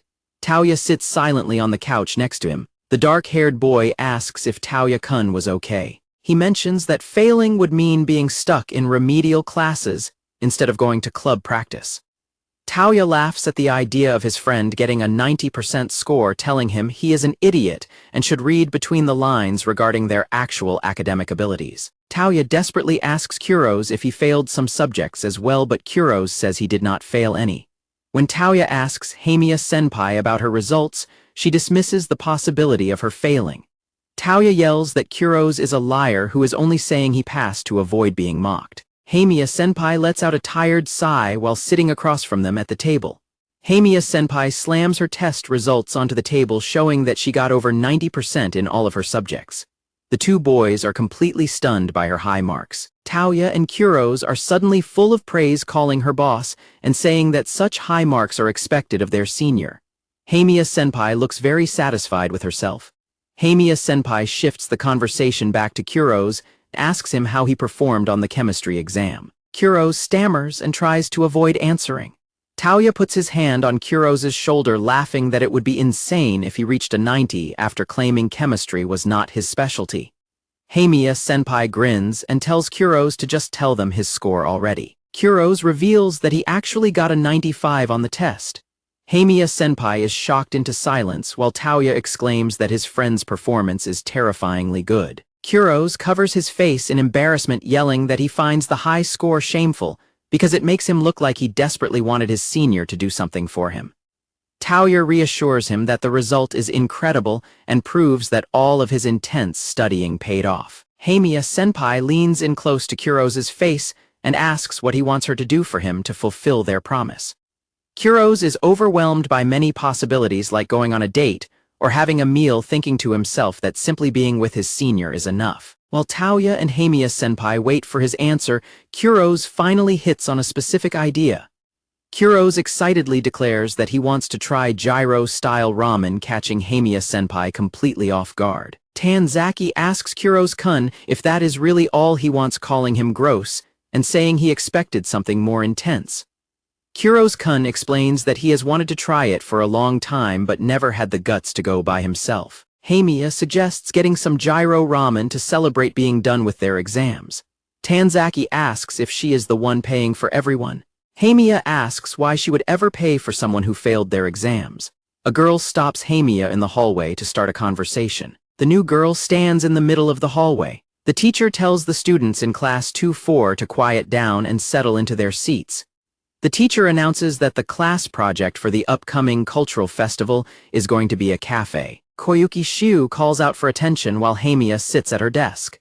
Koyuki Shiu suggests making the project a maid cafe. The teacher accuses her of just wanting to cosplay, but Koyuki calls her mean for saying that. Koyuki Shiu argues that everyone wins if a cute girl like her wears a maid uniform, especially since the class is already full of cute girls. The teacher asks the boys what they think and questions why Koyuki is assuming she would even be the one wearing the uniform. Koyuki Shiu tells the class they need to make a final decision before homeroom is over. Koyuki Shiu points across the room and declares that Haimiya is also going to wear a maid outfit. Haimiya is completely shocked by the unexpected announcement. The entire class stares at Haimiya while the teacher asks if the claim is true. Haimiya tries to deny it and calls out to the boys for help. Koyuki claims that even Haimiya, who rarely comes to class, is going this far for the project. The boys in the class begin buzzing with excitement, agreeing that Haimiya would look great in a maid outfit, and noting that there is no downside to the girls wearing them. The teacher gives in and tells the class to do whatever they want with the maid cafe idea before dismissing homeroom. The students cheer in celebration while Haimiya sits at her desk looking confused. Koyuki sits at her desk with a bored expression while other students nearby check their phones. Haimiya looms over Koyuki's desk, causing the girl sitting next to her to yelp in surprise while Koyuki jolts in her seat. Haimiya looks down at Koyuki with a dark expression and asks if they can talk for a second. Haimiya leads Koyuki out into the hallway to speak privately. Haimiya tries to address Shiu, but Koyuki interrupts to ask her to use her first name instead. Haimiya ignores the request and demands to know what happened in the classroom, stating she does not care about the name preference. Haimiya tells Koyuki that she does not remember ever doing anything to her and notes that they have never even talked before. Koyuki begins to respond by calling her Haimiya-chan. Koyuki tells Haimiya not to get so mad at her. Haimiya calls her annoying and asks what her deal is. Haimiya tells Koyuki to cut the act and explain why she said what she did in class. Koyuki warns Haimiya that she will get wrinkles if she keeps scowling. Koyuki stares intently at Haimiya without saying a word. Haimiya asks what she is doing and notes that she is acting scary. Koyuki suddenly exclaims that Haimiya's double eyelids are totally gorgeous. Koyuki asks if Haimiya used tape or had surgery, then feels jealous when she learns they are natural. Haimiya tells her to stop trying to change the subject. Haimiya asks Koyuki if she was just being a jerk earlier or if she actually wants something from her. Koyuki claims she was not trying to be mean and admits that she actually has a little favor to ask. Koyuki asks Haimiya if she can cover her shifts for the week. Haimiya turns to go home, but Koyuki calls out for her to wait. Koyuki mentions having told the class Haimiya would wear a maid outfit and asks if she actually wants to wear one. Koyuki offers to make sure Haimiya does not have to wear the uniform if she agrees to do the favor. Haimiya grabs Koyuki by the shirt and asks why she should be used as a bargaining chip for something Koyuki decided on her own. She demands to know why she must cover shifts on top of it, calling the whole thing a nuisance. Haimiya questions why Koyuki cannot make it to her own job. Koyuki explains that she failed her exams and has remedial classes. Haimiya asks herself why everyone is a moron. Koyuki tells Haimiya that there is actually something she knows about her, prompting a confused response from Haimiya. Koyuki says she has seen Haimiya heading into the gyro-style ramen shop by the station many times while trying not to be spotted. Haimiya is stunned by the revelation. Koyuki claims she is not exactly trying to blackmail her, but asks if it is not good to know she has Haimiya's secret. Haimiya responds with annoyance. Koyuki explains that if Haimiya does the favor, the maid outfit will be avoided and the ramen secret will stay hidden. Koyuki asks if it is a bad deal, and while Haimiya calls it a garbage deal, she eventually gives in and agrees to fill in for the shifts. Koyuki giggles in response. Koyuki notes that Haimiya will get paid but mentions taking a 20% commission. Haimiya is pissed off and tells Shiu to call her Koyuki instead of using her last name. She questions why she has to fill in when she has nothing to do with the situation. Koyuki realizes it is 3 o'clock and says her remedial classes are starting. She dashes away, telling Haimiya that she has a shift starting right now and promises to send the location. Haimiya stands frozen with a look of pure shock. The scene shifts to the exterior of a building. A group of young children play together in a daycare center with various toys and a ball pit. Haimiya stands in the doorway of the playroom and says that the situation has to be a joke. Haimiya enters the playroom where the children are gathered. The children crowd around Haimiya and ask who she is, where Koyuki is, and if she is going to read them stories. An adult asks Haimiya if she is the one helping out in place of Koyuki while Haimiya stands there in a state of shock. The woman welcomes Haimiya and apologizes for the trouble Koyuki has caused by bringing her here. Haimiya nervously introduces herself to the woman as Scariest's classmate. Sakamoto introduces herself and asks Haimiya if she is helping until Friday, but Haimiya admits she doesn't know what she is actually supposed to be doing. Sakamoto expresses her frustration with Koyuki's lack of explanation and apologizes for the girl's habit of causing trouble for others. The center is explained to be a place for local kids to hang out, and it is revealed that Koyuki normally works there part-time to help look after them. Haimiya and Sakamoto both agree that it is surprising that Koyuki works at a children's center, but a group of kids quickly interrupts their conversation.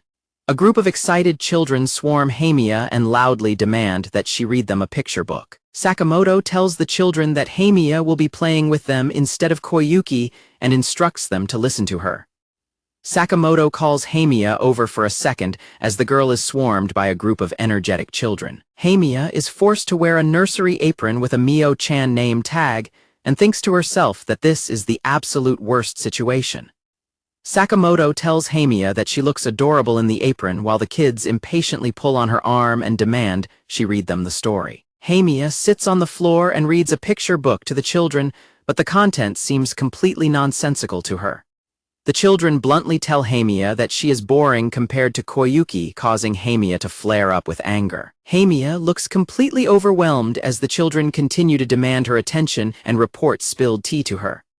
A boy asks Haimiya to help him with his homework while another child tugs on her shirt, prompting her to tell him to stop pulling on her. A young girl notices Haimiya's black fingernails while a boy touches her hair and compares it to his grandfather's, leading Haimiya to demand he stop touching her. The children comment that Haimiya is scary and that they prefer Koyuki, leaving Haimiya feeling frustrated and wishing she could just go home.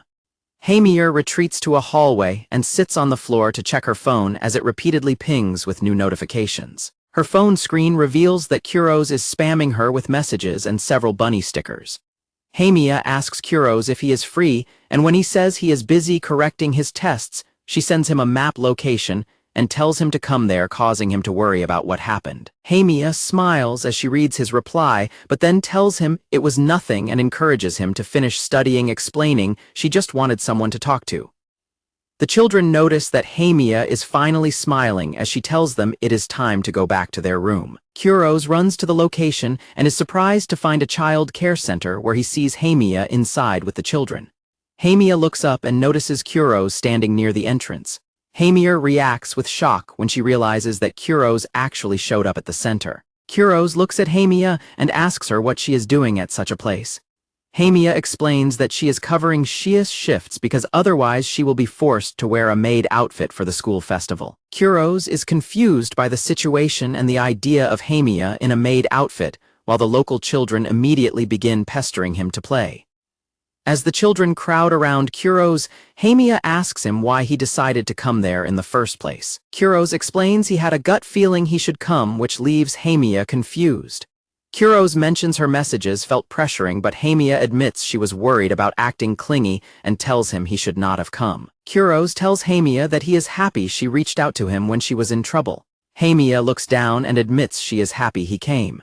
Kurose is flustered by Haimiya's apron and says she looks great while the children swarm around him. Haimiya asks why the kids are so obsessed with Kurose, and after he laughs it off, she suddenly recalls something. Kurose offers to help Haimiya with her job because it seems overwhelming for her to handle alone.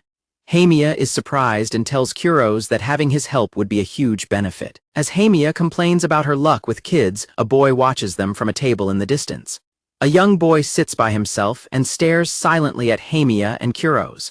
At school the next morning, Shiu greets Haimiya and mentions her work from yesterday, much to Haimiya's annoyance. Shiu asks if the job was fun, and Haimiya responds with a rude gesture.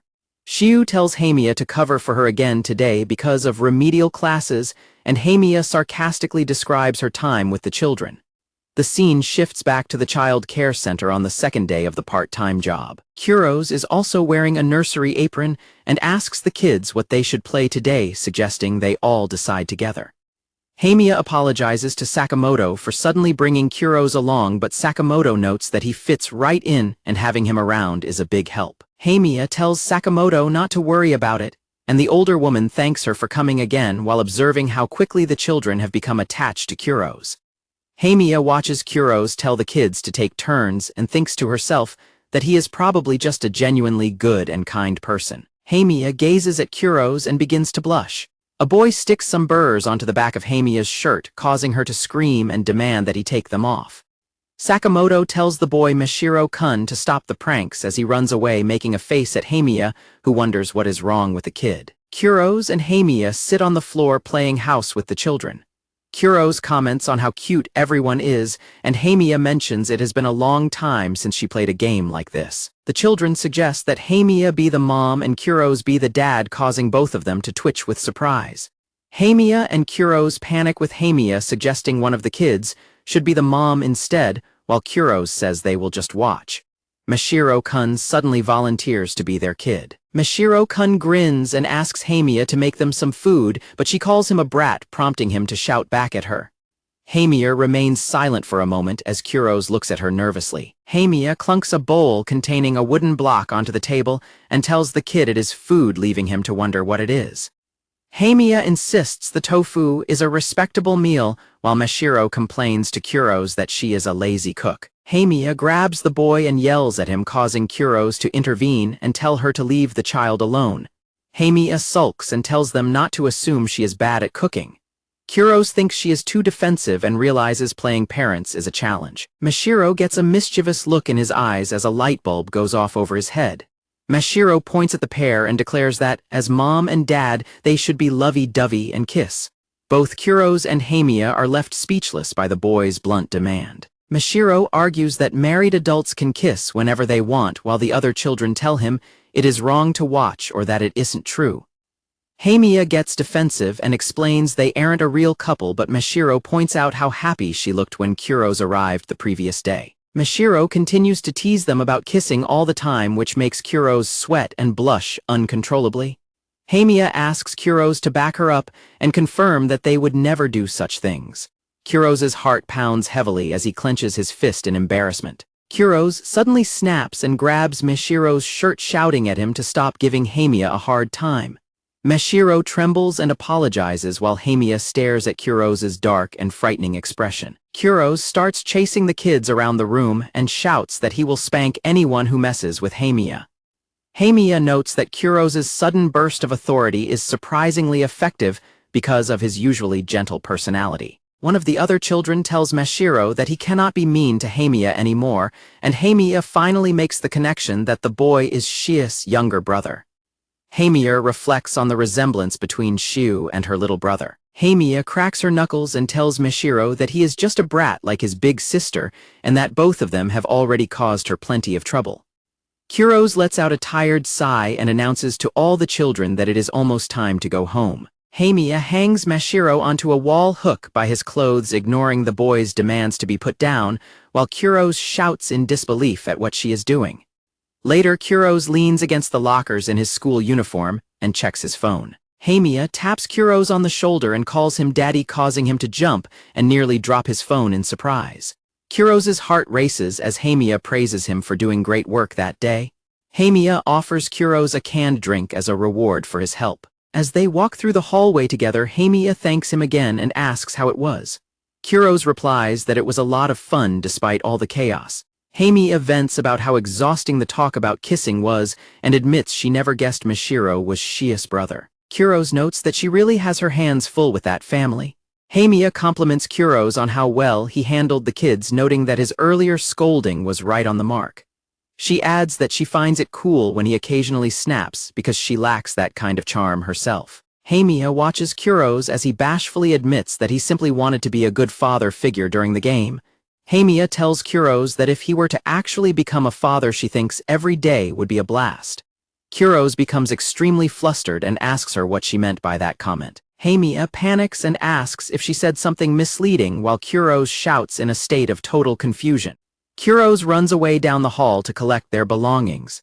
Haimiya begins to open the drink she was holding. Haimiya looks off into the distance with a serious expression. Haimiya curls up on the floor and hides her face, realizing she accidentally spoke those thoughts out loud. Koyuki Shiu greets Haimiya at school, but Haimiya tells her to just leave her alone. Shiu retorts that she was only trying to say hello. Shiu asks Haimiya if she's getting used to her part-time job yet. Haimiya, while busy at her desk, says she just has to survive 3 more days. Shiu presses her to actually talk more with her. Haimiya turns to look at Shiu and remarks that she had a fun time with Shiu's younger brother. Shiu looks back at her with a stunned expression. Shiu asks Haimiya if her brother Mashiro caused her any trouble. Haimiya stares at Shiu with a cold, serious look while Shiu appears visibly nervous. Haimiya tells Shiu that she is only worried now after all the trouble she caused, and then tells her to just go away. Shiu starts to stammer that is not the case, but she backs away as Haimiya steps toward her. Shiu tells Haimiya that she has been rejected while Haimiya yells at her to shut up. Haimiya arrives at the children's facility for the 3rd day of her job and deals with some slime stuck to her shoe. Haimiya yells at Mashiro to stop acting like a brat while Mashiro laughs and holds up a container of slime. Mashiro runs away from Haimiya while she chases after him through the playroom. A young girl asks Haimiya to read them a picture book, but Haimiya worries that she is not good at it. The young girl tells Haimiya that she was scary at first, but she is actually pretty nice. Haimiya watches the children and agrees to lead them to their spot while Kurose watches her from across the room. Haimiya and Kurose toast their drink cans together. Kurose and Haimiya sit together on the floor by the lockers, both holding their drinks. Kurose laughs and asks Haimiya what that was supposed to be while she smiles and begins to tell him a story. Haimiya stands up and walks away while Kurose remains sitting on the floor by the lockers. Haimiya stares in disbelief as she looks into the school. The school building is shown on a bright, clear day. Haimiya wakes up in bed looking tired as she sits up.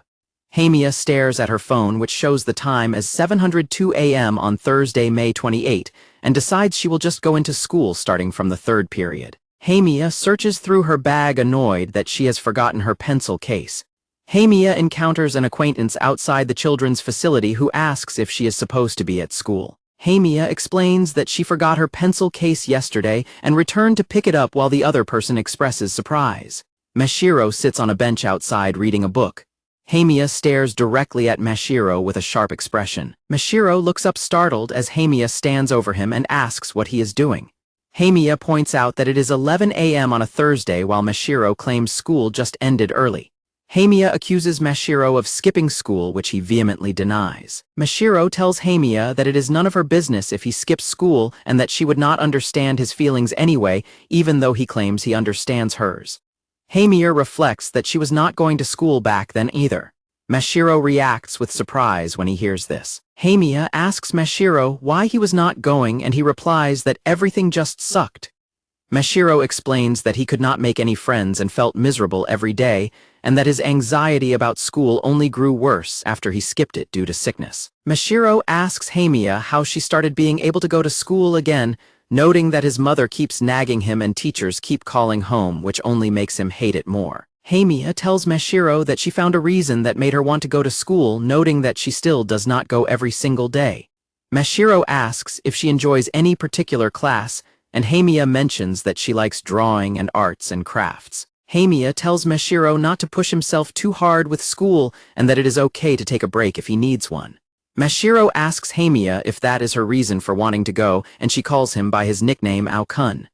Haimiya pats Mashiro on the head and tells him he is a bit too young. Mashiro reacts with annoyance at being patted while Haimiya continues to smile.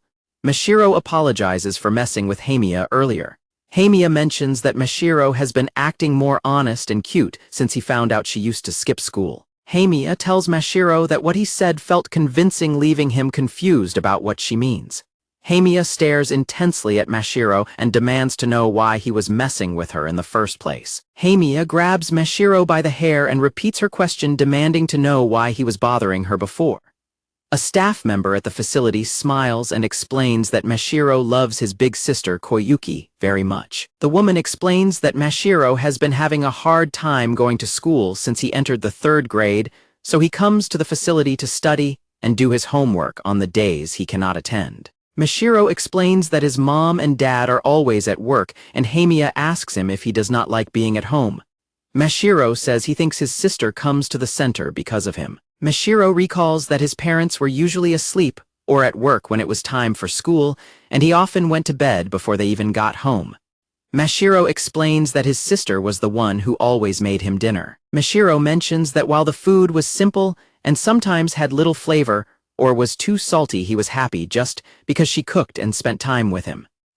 Mashiro hides and listens as his parents argue about him not going to school, feeling guilty that they were fighting because of him. Mashiro notes that his sister stayed by his side the whole time throughout those difficult moments. Mashiro adds that his sister never blamed him, even promising to be home early when she had to leave him alone to go to school. Mashiro explains that his sister, who loved cute things, had always dreamed of working at a clothing store once she started high school. Mashiro says she ended up working at the children's center instead because it was easier to find a job close to home. Mashiro cries and tells Haimiya that he feels like he is making things harder for his sister because he cannot go to school. Mashiro tells Haimiya that while he knows his sister can be mean or scary when she is angry, he did not want Haimiya talking badly about her. Haimiya apologizes to Mashiro and admits she did not know about his situation. Haimiya tells Mashiro that he must have hated them coming to the center because it felt like they were getting in the way of a place that was important to him and his sister. Haimiya tells Mashiro that she did not want to come here either, explaining that his sister pretty much forced the job on her. Haimiya wonders why she is being made to suffer despite the fact that Mashiro's sister is supposedly such a great person. The woman says she wonders if Koyuki-chan has things going on too, adding that, while she can be a bit difficult and dishonest, she is a very serious and good kid. The woman hands Haimiya the children's center journal that Koyuki-chan keeps and tells her to take a look at it. Haimiya looks through the journal and notes that it is very detailed, covering everything that happens with Mashiro and all the other children as well. Haimiya is surprised by what she sees in the journal. Haimiya stares at the journal in disbelief, specifically fixating on the handwriting. Haimiya tells the woman she is heading out now, and the woman tells her to be careful.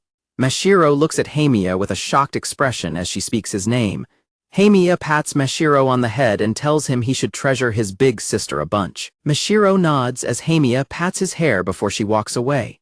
The woman puts a hand on Mashiro's shoulder and asks him if Mio-chan is pretty nice, and Mashiro agrees. Kurose walks down the school hallway with his friend, laughing and talking. A girl sits on a desk in the classroom and asks if he is Kurose-kun. Kurose confirms he is while wondering if he is finally entering a popular phase. The girl smiles at Kurose and asks if they could talk real quick. Haimiya stands in the hallway with a cold, blank expression. Haimiya watches from the shadows as the girl approaches Kurose in the school hallway. The girl smiles and speaks to Kurose, who looks at her with an interested expression.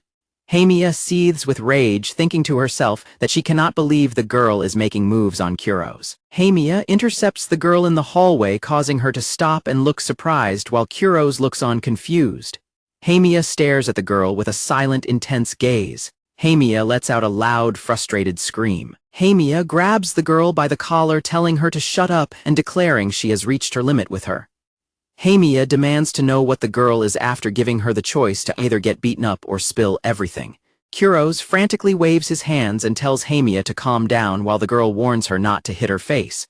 Haimiya tells the girl she is fine with people messing with her, but messing with Kurose is a different story. The girl smacks Haimiya's hand away, tells her she gets it, and promises to explain everything if she lets go.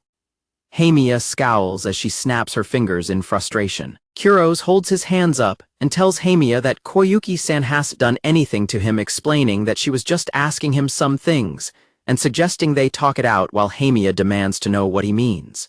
Koyuki winces and cries out that her nail broke. Haimiya sighs and asks if it tore into the skin, and Koyuki confirms that it is bleeding. Haimiya tells Koyuki to come with her and demands an explanation while Kurose watches and comments that things are getting interesting. Haimiya and Koyuki sit in the infirmary as Koyuki mentions she stashed her nail kit there to kill time, wondering why the school even allows that.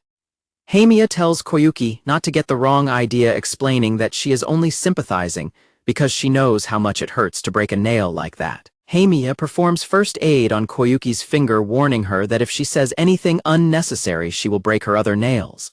Haimiya asks Koyuki what exactly she wants. Koyuki asks what she means, and Haimiya reminds her that she acted like an asshole who just wanted to harass her. Koyuki shouts that she didn't actually mean to harass Haimiya, and Haimiya replies that she knows. Haimiya points to notes written on handouts asking if Koyuki is the one who always wrote them for her. Haimiya tells Koyuki that those handouts were always in her desk whenever she came to school, and asks if she also wrote important things on them. Haimiya recalls how she initially thought the homeroom teacher was doing it but learned otherwise, noting she never figured out who it was. Haimiya shows Koyuki a note and explains how that kindness kept her going even when people whispered weird rumors about her, making her happy that someone cared. Haimiya tells Koyuki she went to see Mashiro and Sakaman before coming to school today, leaving Koyuki visibly stunned. Haimiya tells the girl that she had them show her the notes she takes, and that the moment she saw the handwriting she knew it was her. Haimiya explains that she heard all about how Mashiro cannot go to school and how she is his precious big sister. Haimiya recounts that Mashiro was crying his eyes out when he told her everything. Haimiya clenches her hand on the table and asks why the girl would pick a fight with her, noting that it makes the whole situation even more confusing. Haimiya tells the girl not to play dumb when she has already said she would apologize for everything. Haimiya shouts at the girl, demanding to know what she wants from her, while the girl screams back that she knows what she is asking. The girl cries out that she just wanted to be friends with Haimiya.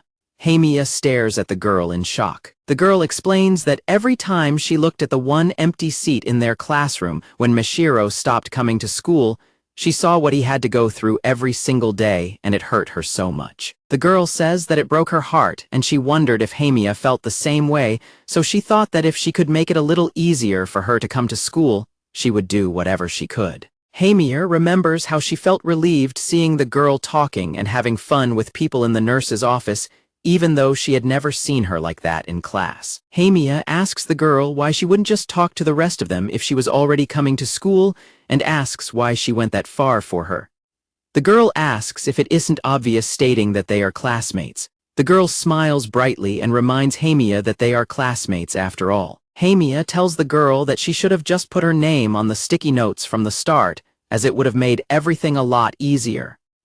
Koyuki thinks about how she went further than necessary because she considers Haimiya to be a strange person who acts like a tsundere. Haimiya blushes and tells her that is only because she finds the situation embarrassing, while Koyuki jokingly threatens to break her nails. Koyuki asks Haimiya why she dumped her part-time job on her if she is supposedly acting against her own interests, noting that her words and her actual actions are completely contradictory. Koyuki admits she wondered for a second if Haimiya only wanted her to be someone who could talk to Mashiro since he refuses to attend school, but she confirms that is not the actual reason. Koyuki explains that she only had one subject to make up, so her remedial classes were over in 2 days. She admits that forcing Haimiya to take her shifts for the remaining 3 days was just an excuse to get closer to her and become friends. Koyuki claims she figured it would be a good deal because the work is easy and the pay is good, but Haimiya retorts that it was not easy at all and calls her a dumbass. Koyuki explains to Kurose that she had to tell him he did not need to come anymore, noting that she had no idea what was going on earlier when her entire plan fell apart because Kurose was working with Haimiya. Kurose explains that Koyuki told him she wanted to be friends with Haimiya and that she wanted the two of them to work together from now on. Haimiya snaps at Koyuki for having Kurose call her Koyuki-san, exclaiming that it is really annoying and demanding that she stop it. Haimiya puts a hand to her head in frustration, asking if Koyuki seriously expected her to believe she wanted to be friends after being threatened like that, and complains that Koyuki is giving her a headache. Haimiya warns Koyuki that she will beat her up if she brings up her secret again, while Koyuki wonders aloud how she was supposed to know the blackmail would actually work. Haimiya demands to know why the hell Koyuki was trying to force her to wear a maid outfit in the first place. Koyuki flushes deeply, covering her mouth with her hands as she confesses that she forced it because she thinks Haimiya is ridiculously cute. Haimiya reacts with shock and disbelief to Koyuki's blunt admission, while Kurose and the other student watch the interaction in the background. Koyuki silently admired Haimiya's perfectly styled wolf-cut silver hair, noting how cute she looked and how clear it was that she took great care of herself. She also admired Haimiya's subtle but perfect makeup and stylish glittering magnetic nails, finding them incredibly cute and mature. Koyuki concluded that everything about Haimiya was extremely cute, from the way she wore her school uniform to the faint, sweet fragrance around her. Sometime later, Koyuki talked with her classmate, wondering if Haimiya would end up participating in the school festival or not. Koyuki reminded her classmate that their class had voted to do a cafe, expressing her strong desire for Haimiya to join them. Her classmate teasingly accused her of trying to make a move on another cute girl, which Koyuki called a terrible way of putting it. Koyuki explained that she had seen Haimiya looking quite cheerful in the infirmary the other day and believed a little push would help her participate in the festival. Her classmate asked if she was worried about Haimiya not being able to attend class very often. Koyuki blushed and firmly insisted that she was indeed worried, arguing that they were classmates after all. Her classmate teased Koyuki, telling her she would be much cuter if she were always that honest, earning an embarrassed shout to shut up. When her classmate added that Koyuki was probably just obsessed with Haimiya's looks, Koyuki reluctantly admitted that was also true. Koyuki enthusiastically declared that she desperately wanted to see Haimiya in a maid outfit at their cafe because she was just that cute, to which her classmate agreed that it was a fair point. Her classmate pointed out that Haimiya looked intimidating, meaning she would definitely refuse if someone she barely knew asked her to wear a maid outfit, and warned that she might even skip the festival completely. Koyuki admitted that while her method was a bit forceful, she had come up with what she thought was a brilliant idea. Her classmate grumbled in response, telling her she really should have just talked to Haimiya normally. Koyuki frantically and awkwardly denied that she wanted to become friends with her and chat about things, prompting her classmate to sigh and call her hopelessly awkward. Back in the infirmary, Koyuki explained to Haimiya that she simply loved cute things, admitting she was completely unable to resist fashion accessories and cute clothes. She added that her family was not exactly well off, which was why she chose to pay for all of her own cosmetic and fashion items, using the money she earned from her part-time jobs. Koyuki continued explaining that while supporting Mashiro was part of it, she also worked at the daycare center because the pay was pretty good. She added that the moment she saw Haimiya, she had a specific thought. Koyuki excitedly confessed that she had figured they would hit it off because Haimiya was so cute and stylish, admitting she had simply wanted to talk to her a lot about trendy clothes, makeup, and similar topics. Koyuki gushed about how shocked she had been by Haimiya's double eyelids the first time they talked, calling them absolutely gorgeous. Sweat dropping, Haimiya realized that was why Koyuki had brought them up during their very first conversation. Koyuki pointed out that it was completely obvious that Haimiya also cared deeply about looking cute, while Haimiya looked back in complete silence. Koyuki explained that she had hoped Haimiya would come to school and enjoy the festival with them, believing they would become friends by working together, but Haimiya quietly told her to hold on. Haimiya questioned if Koyuki had really pulled such a convoluted brain-dead stunt just because she wanted to be friends, to which an annoyed Koyuki yelled at her not to call it ridiculous. When Koyuki nervously asked if she was angry, Haimiya bluntly confirmed that she was indeed seriously pissed off. Koyuki's sweat dropped and asked if they could have been friends if she had just been honest from the start, and Haimiya agreed, admitting she had no real reason to refuse. Clenching her fist, Haimiya told Koyuki that they needed to settle the score for all the trouble she had put her through up to that point. Koyuki tensed up in nervousness, but Haimiya simply offered her a quiet, knowing smile. Koyuki looked down in deep regret, apologizing sincerely for putting her through all of that, while Haimiya listened quietly. In a sudden loud burst, Haimiya announced that she forgave her. Koyuki gasped in utter shock and confusion at the sudden declaration. Haimiya gently explained that she knew Koyuki had never meant any harm, adding that since Koyuki had apologized and had been forgiven, that should be the end of the matter. Koyuki stared forward in quiet, stunned disbelief. Haimiya softened her gaze and admitted that she did not exactly hate Koyuki either. Haimiya added that Koyuki had always looked out for her when she was not coming to school, and she was the first person to ever call her cute, admitting that it honestly made her really happy. Haimiya turned away with a blush and declared that what was done, proposing that they should just be friends from that day onward.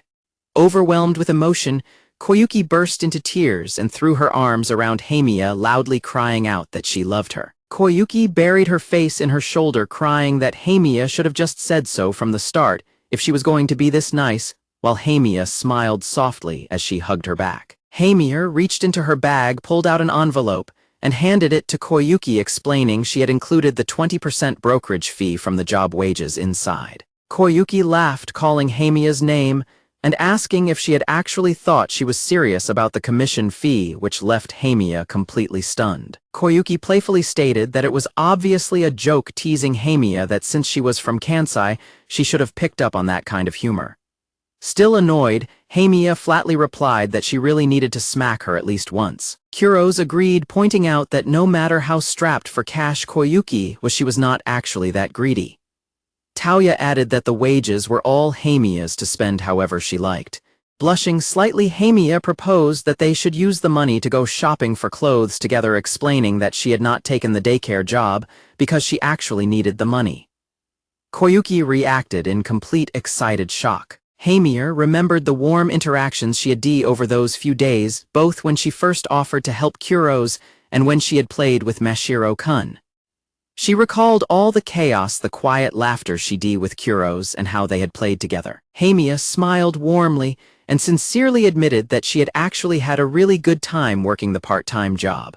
Watching her smile, Koyuki offered a gentle grin of her own, while Kurose silently felt a deep sense of relief and happiness. Koyuki announced she was heading back to class for now, but Haimiya called out to stop her, asking if she wanted to go to work together after school today.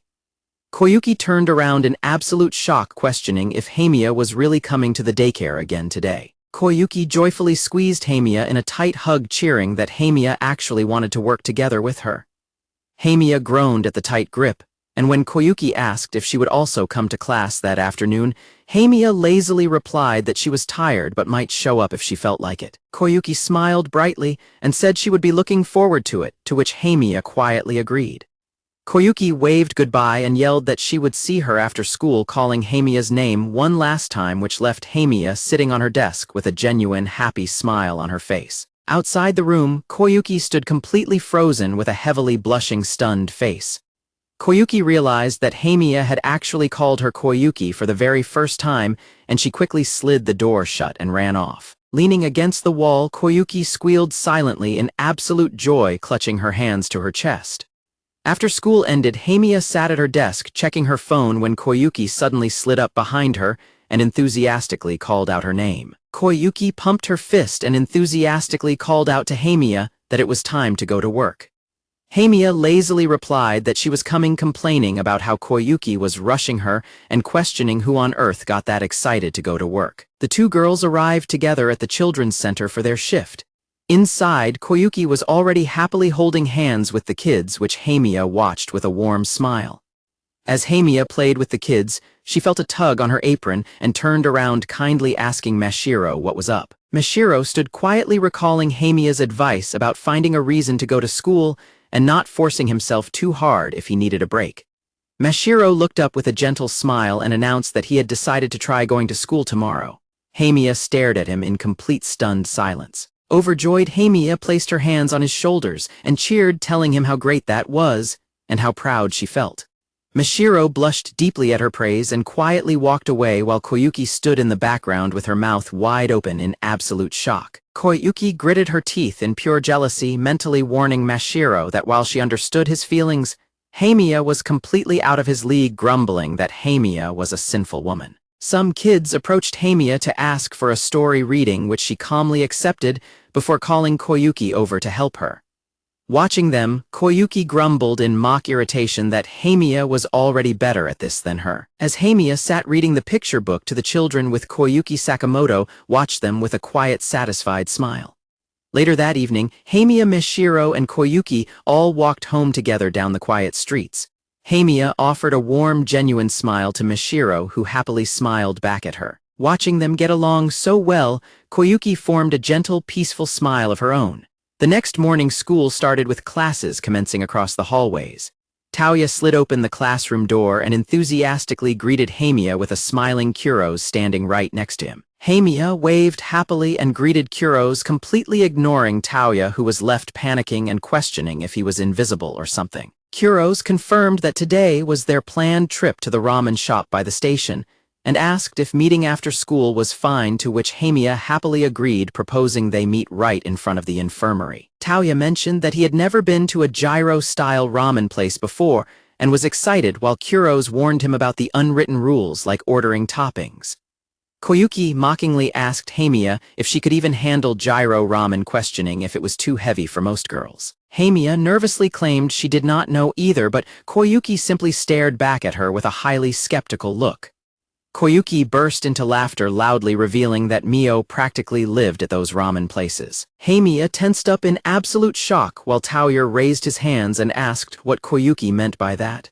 Realizing she had just blabbed, Koyuki panicked internally. Kurose jokingly asked Haimiya if she was actually a regular at gyro ramen places, quickly laughing it off as a joke, but adding that he personally thought it would be awesome. Shaking with pure embarrassment and rage, Haimiya screamed that this was exactly why she had told Koyuki not to say anything threatening to kill both her and Tanzaki, as they frantically ran away. Haimiya ordered Koyuki to join them as well. As punishment for running their mouths, she decreed that both Koyuki and Taoya would have to order the house specialty ramen with maximum extra toppings, leaving both of them crying in complete dread. Terrified of the extreme meal punishment, Koyuki and Taoya immediately bolted down the street while Haimiya glared after them, and Kurose watched in bewilderment. Haimiya covered her face in deep embarrassment, sighing that she did not want people thinking a sparkly high school girl like her smelled like garlic, while Kurose quietly watched her. Kurose offered a warm smile and quietly told her that he really would not mind something like that at all. Haimiya suddenly reached out and placed her hand firmly on Kurose's shoulder. Haimiya leaned her head against his shoulder with a soft sigh, while Kurose froze in surprise, his face flushing red. She grumbled to herself that everyone around her was so weird, but realized that Kurose's presence felt incredibly comforting. Deeply flustered and sweating, Kurose could only stammer out a nervous confirmation as the group prepared to head out for their meal. While Haimiya continued to fume in irritation, a stylish girl with silver hair and piercings stood nearby, quietly sucking on a lollipop. The cool girl smiled warmly while Haimiya looked down her face, blushing bright red. She shifted her weight on her chunky sneakers, standing patiently. The group of four finally arrived in front of the ramen shop, but their heads turned in surprise as a loud bang echoed from inside. Taoya excitedly exclaimed that he was starving and could totally crush the meal, while Kurose laughed and noted that all four of them had skipped lunch. Haimiya slid the door open and the shop chef greeted them as they walked in.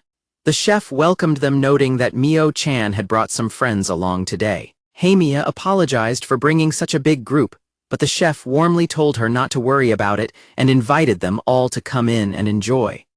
Kurose advised them to choose what they wanted at the ticket machine, suggesting that first-timers should go with the small option. Haimiya instructed them to start thinking about their toppings, and strictly reminded Koyuki and Taoya that they were getting extra everything, leaving the two of them looking absolutely horrified. When Kurose asked Haimiya what she was getting, she offered a smug chuckle and replied that she was getting her usual.